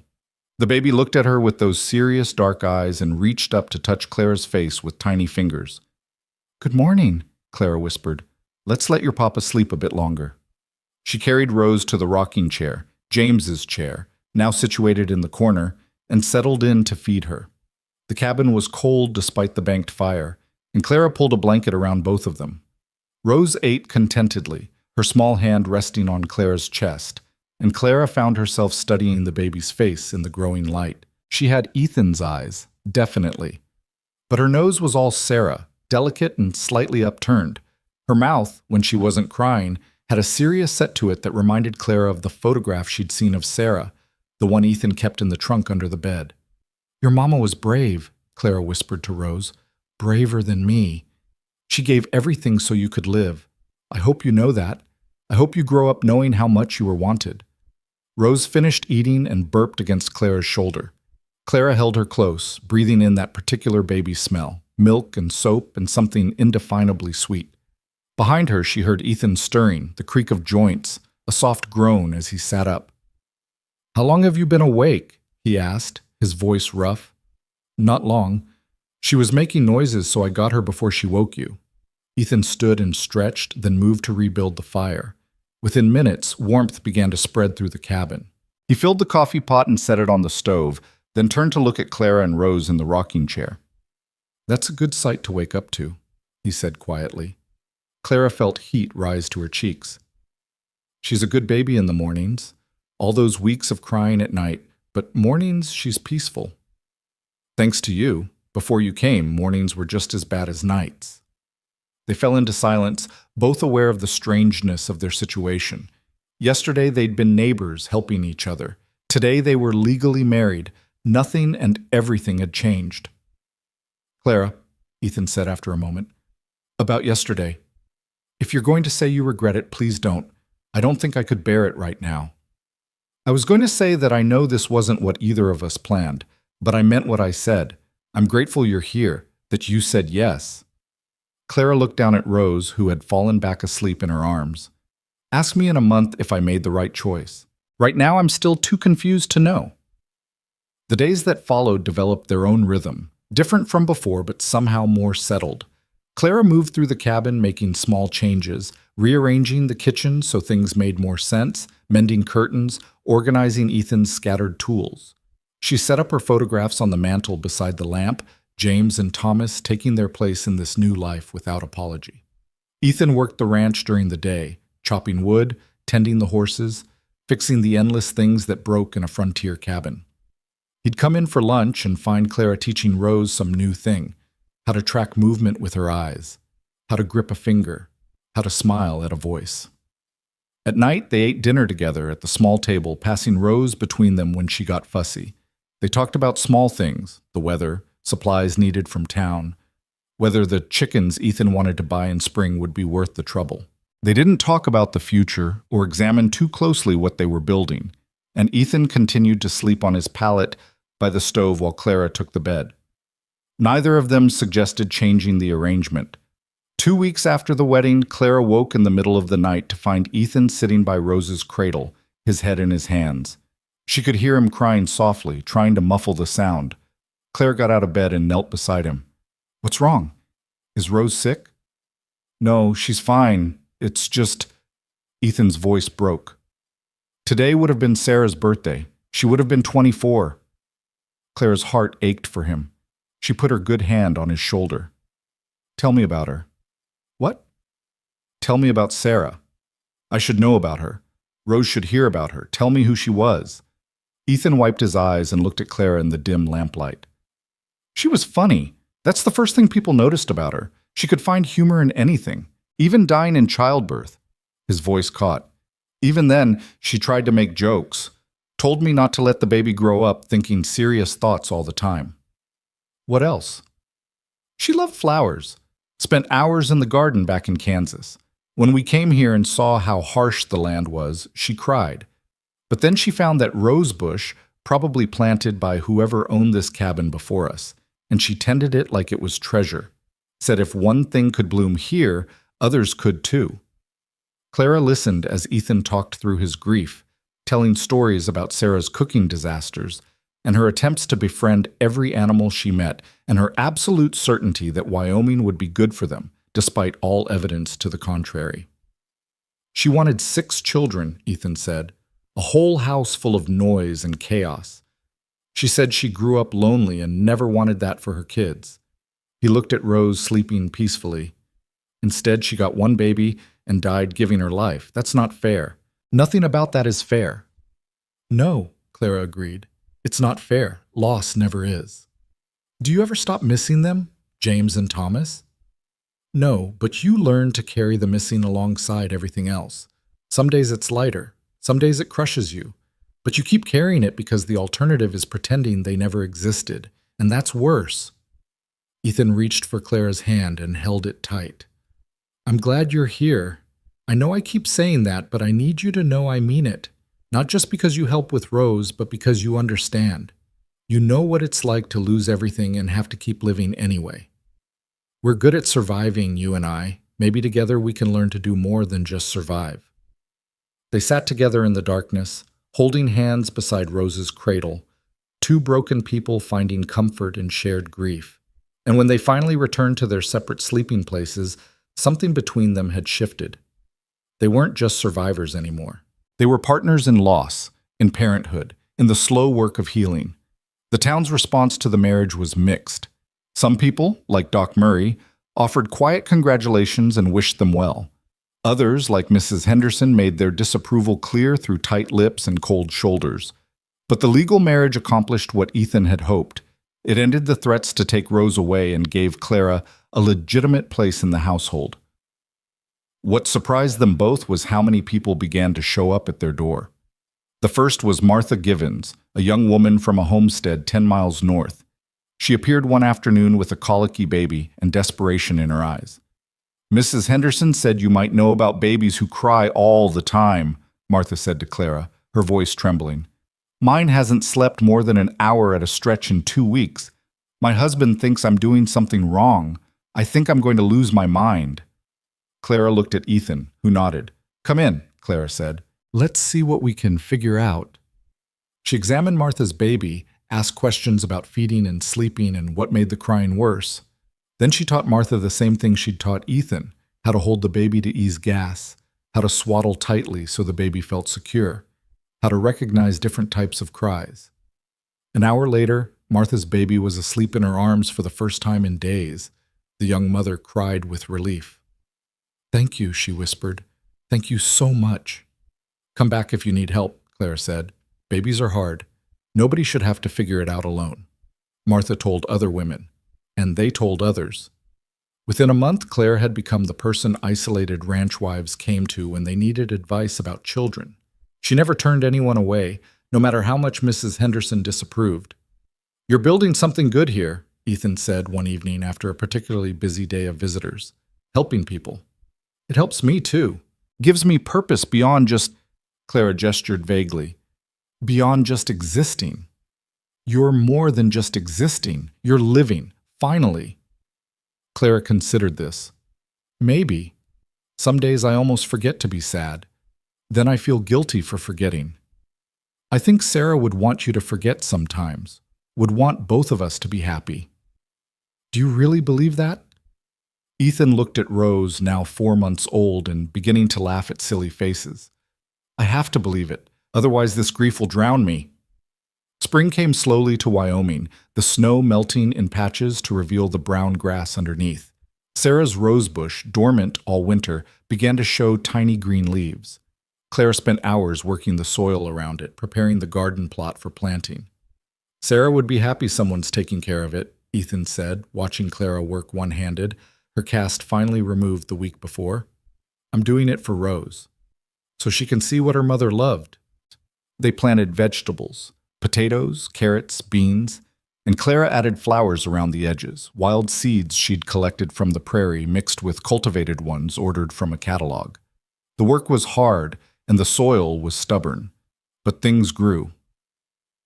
One evening in late April, Ethan came in from the barn to find Clara crying at the kitchen table. Rose was asleep in her cradle. Dinner was ready on the stove. Everything seemed fine except for Clara's tears. "What's wrong?" Ethan asked, alarm shooting through him. Today was Thomas's birthday. He would have been 6. Clara wiped her eyes roughly. I thought I was doing better, thought I'd moved past the worst of it, but days like today they knocked me down all over again. Ethan sat across from her and took both her hands in his. Tell me about him, what he was like. He loved frogs, would spend hours by the creek trying to catch them, brought them home in his pockets and they'd escape in the house. Clara laughed through her tears. James would pretend to be angry, but he thought it was funny. We were always finding frogs in the strangest places. He sounds wonderful. He was. He was everything good in the world. And then he got sick and within 3 days he was gone. I didn't even get to say goodbye properly. He was delirious with fever at the end. Didn't know who I was. They sat together in the kitchen while Clara cried and told stories about Thomas.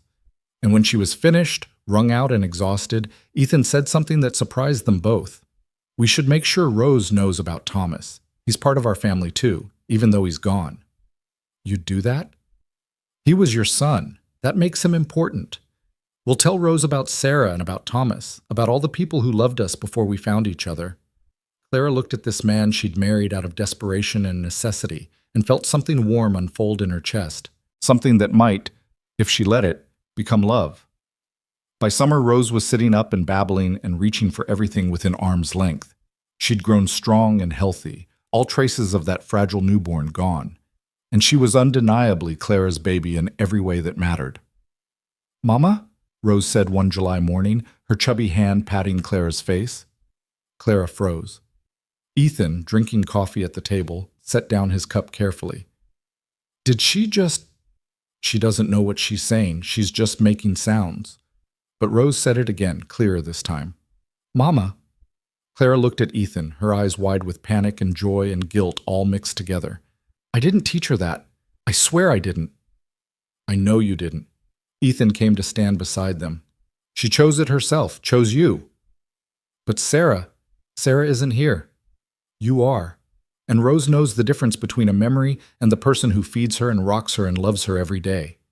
Ethan touched Clara's shoulder gently. It's okay to let her call you Mama. Sarah would understand. Clara pulled Rose close and let herself cry. Happy tears this time, mixed with sadness for what Sarah had missed and gratitude for what Clara had been given. Rose patted her face, unconcerned, and said, Mama, again like it was the most natural word in the world.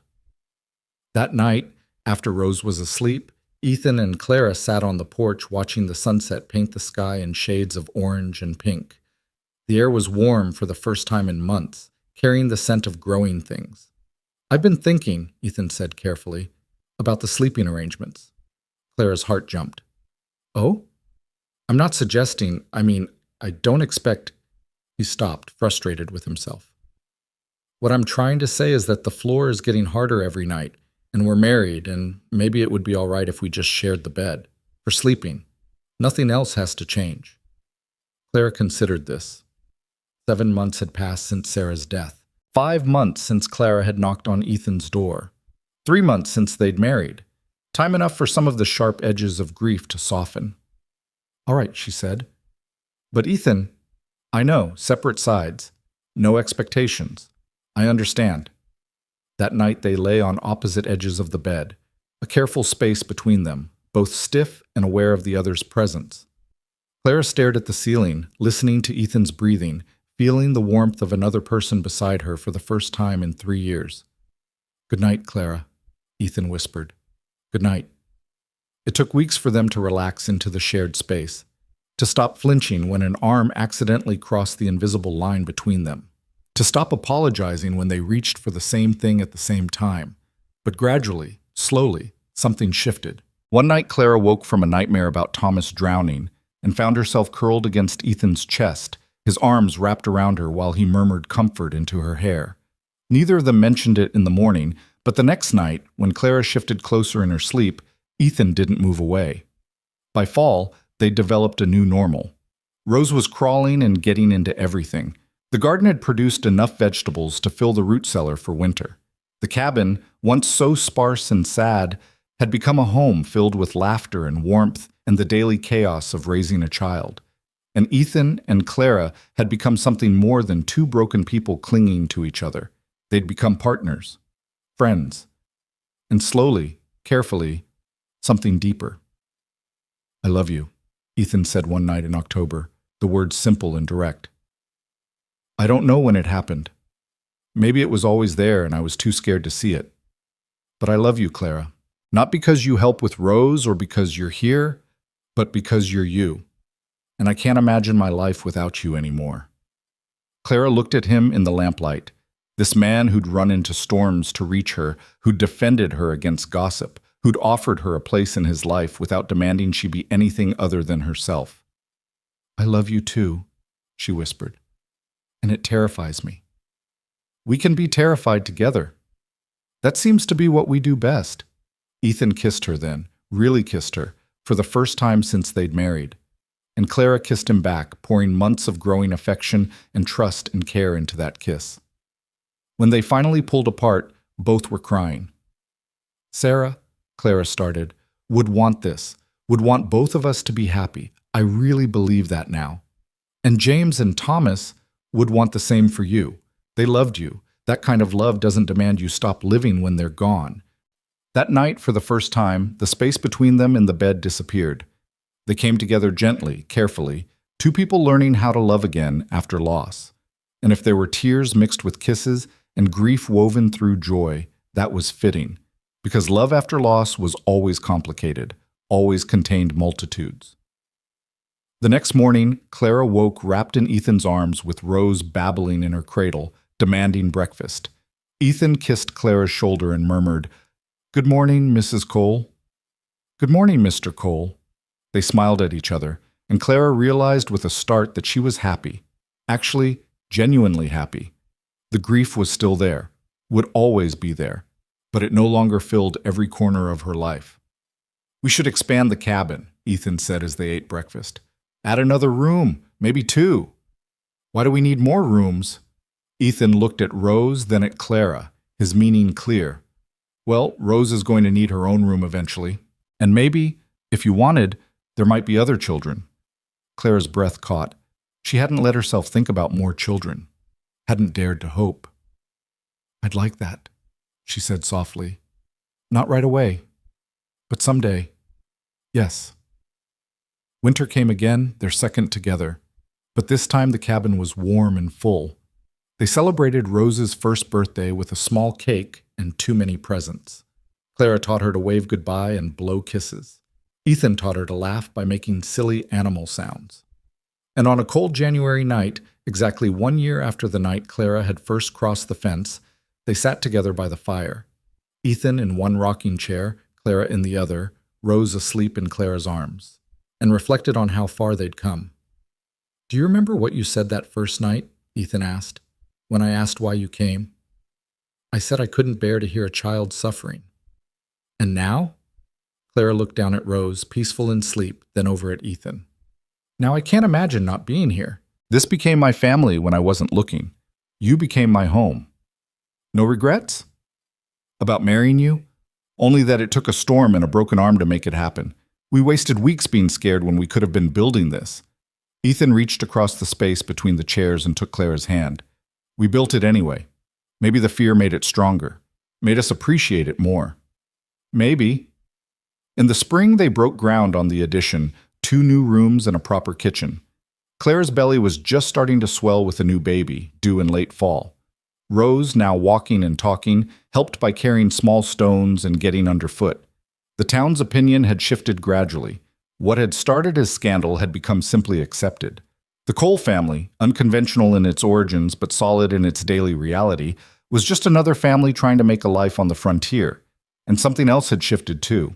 Other women in similar situations, widows or single mothers or wives whose husbands couldn't provide what they needed, began to find their way to Clara's door.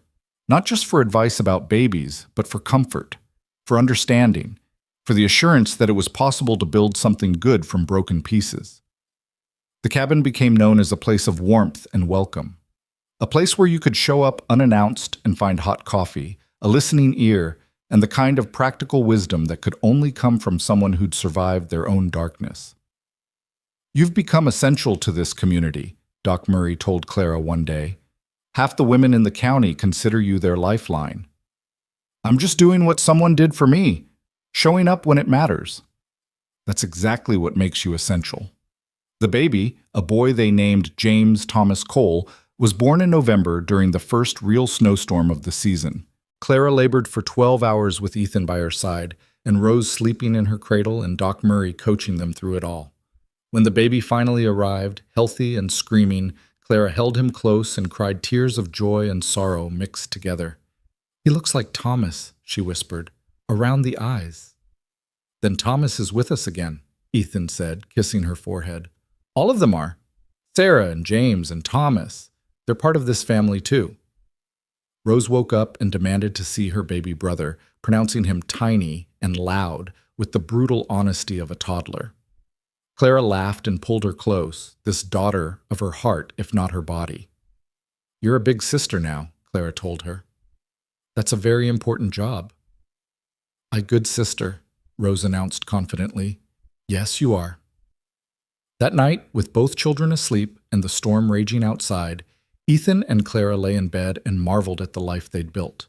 2 years ago, I was convinced my life was over, Ethan said. I'd lost Sarah and I was losing Rose and I couldn't see any way forward. And I was sitting in an empty cabin convinced I deserved to be alone forever. Look at us now. Clara turned to face him, her body still aching from childbirth, but her heart full. We survived.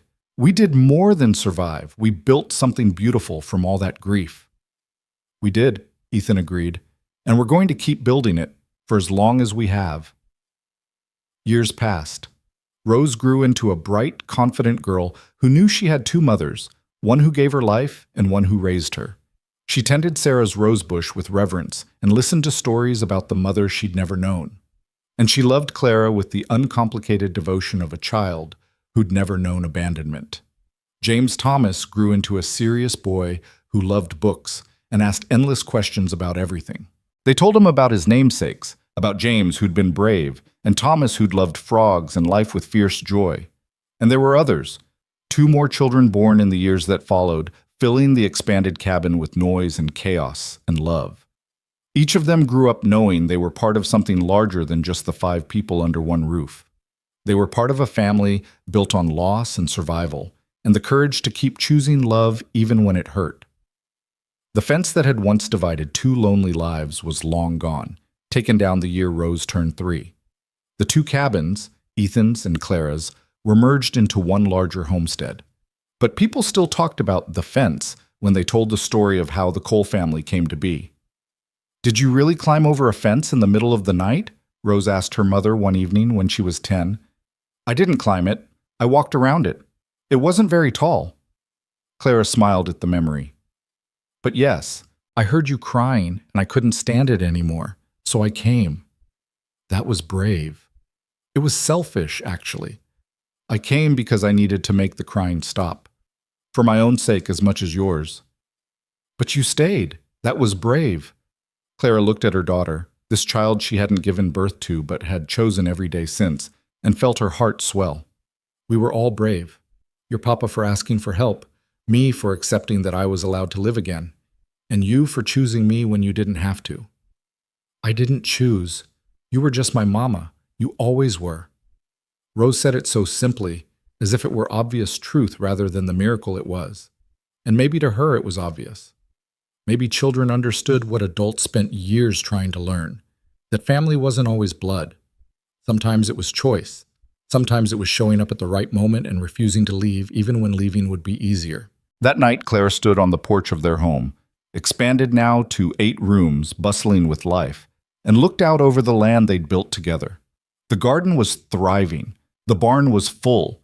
Smoke rose from chimneys of neighboring homesteads where women came for coffee and advice and the assurance that they weren't alone.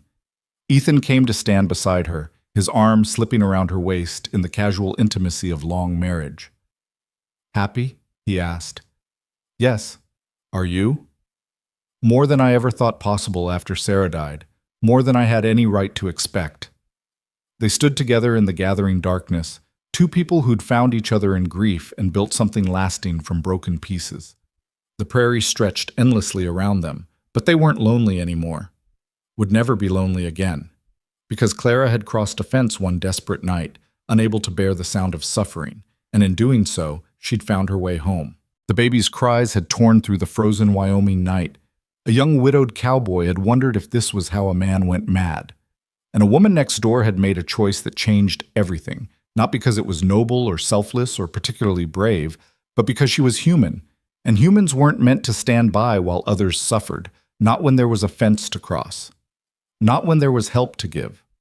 Not when there was the possibility, however small, however unlikely, of building something good from all that loss. Years later, when Rose had children of her own, she told them the story.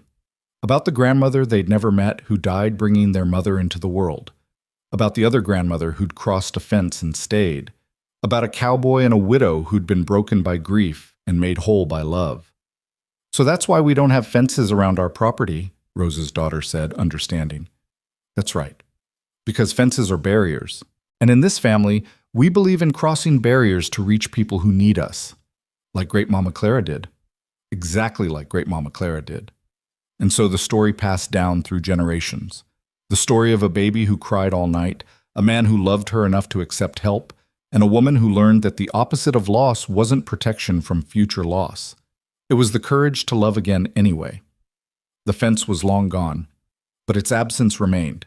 A reminder that the best things in life often began with the simple act of crossing a boundary you'd built to keep yourself safe, of reaching towards someone else's pain because you recognized it in yourself, of choosing connection over isolation even when connection meant risking your heart all over again.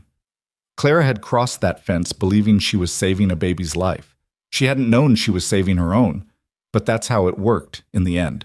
You saved others, and in doing so, saved yourself. You built families from whatever materials grief left behind. You loved people who weren't yours by blood but became yours by choice.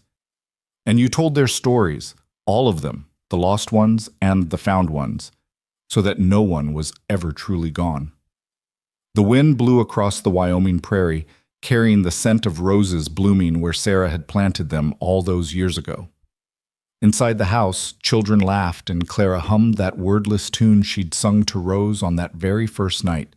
Ethan split wood for the stove, his movements efficient and content. And somewhere, perhaps Sarah and James and Thomas looked down and smiled. Because this was what love did after death. It didn't end. It transformed. It found new expressions through new people who carried the memory forward. The fence had divided 2 lonely lives. Love had erased it completely. And in its absence, a family grew, sprawling and loud and imperfect and utterly, completely whole.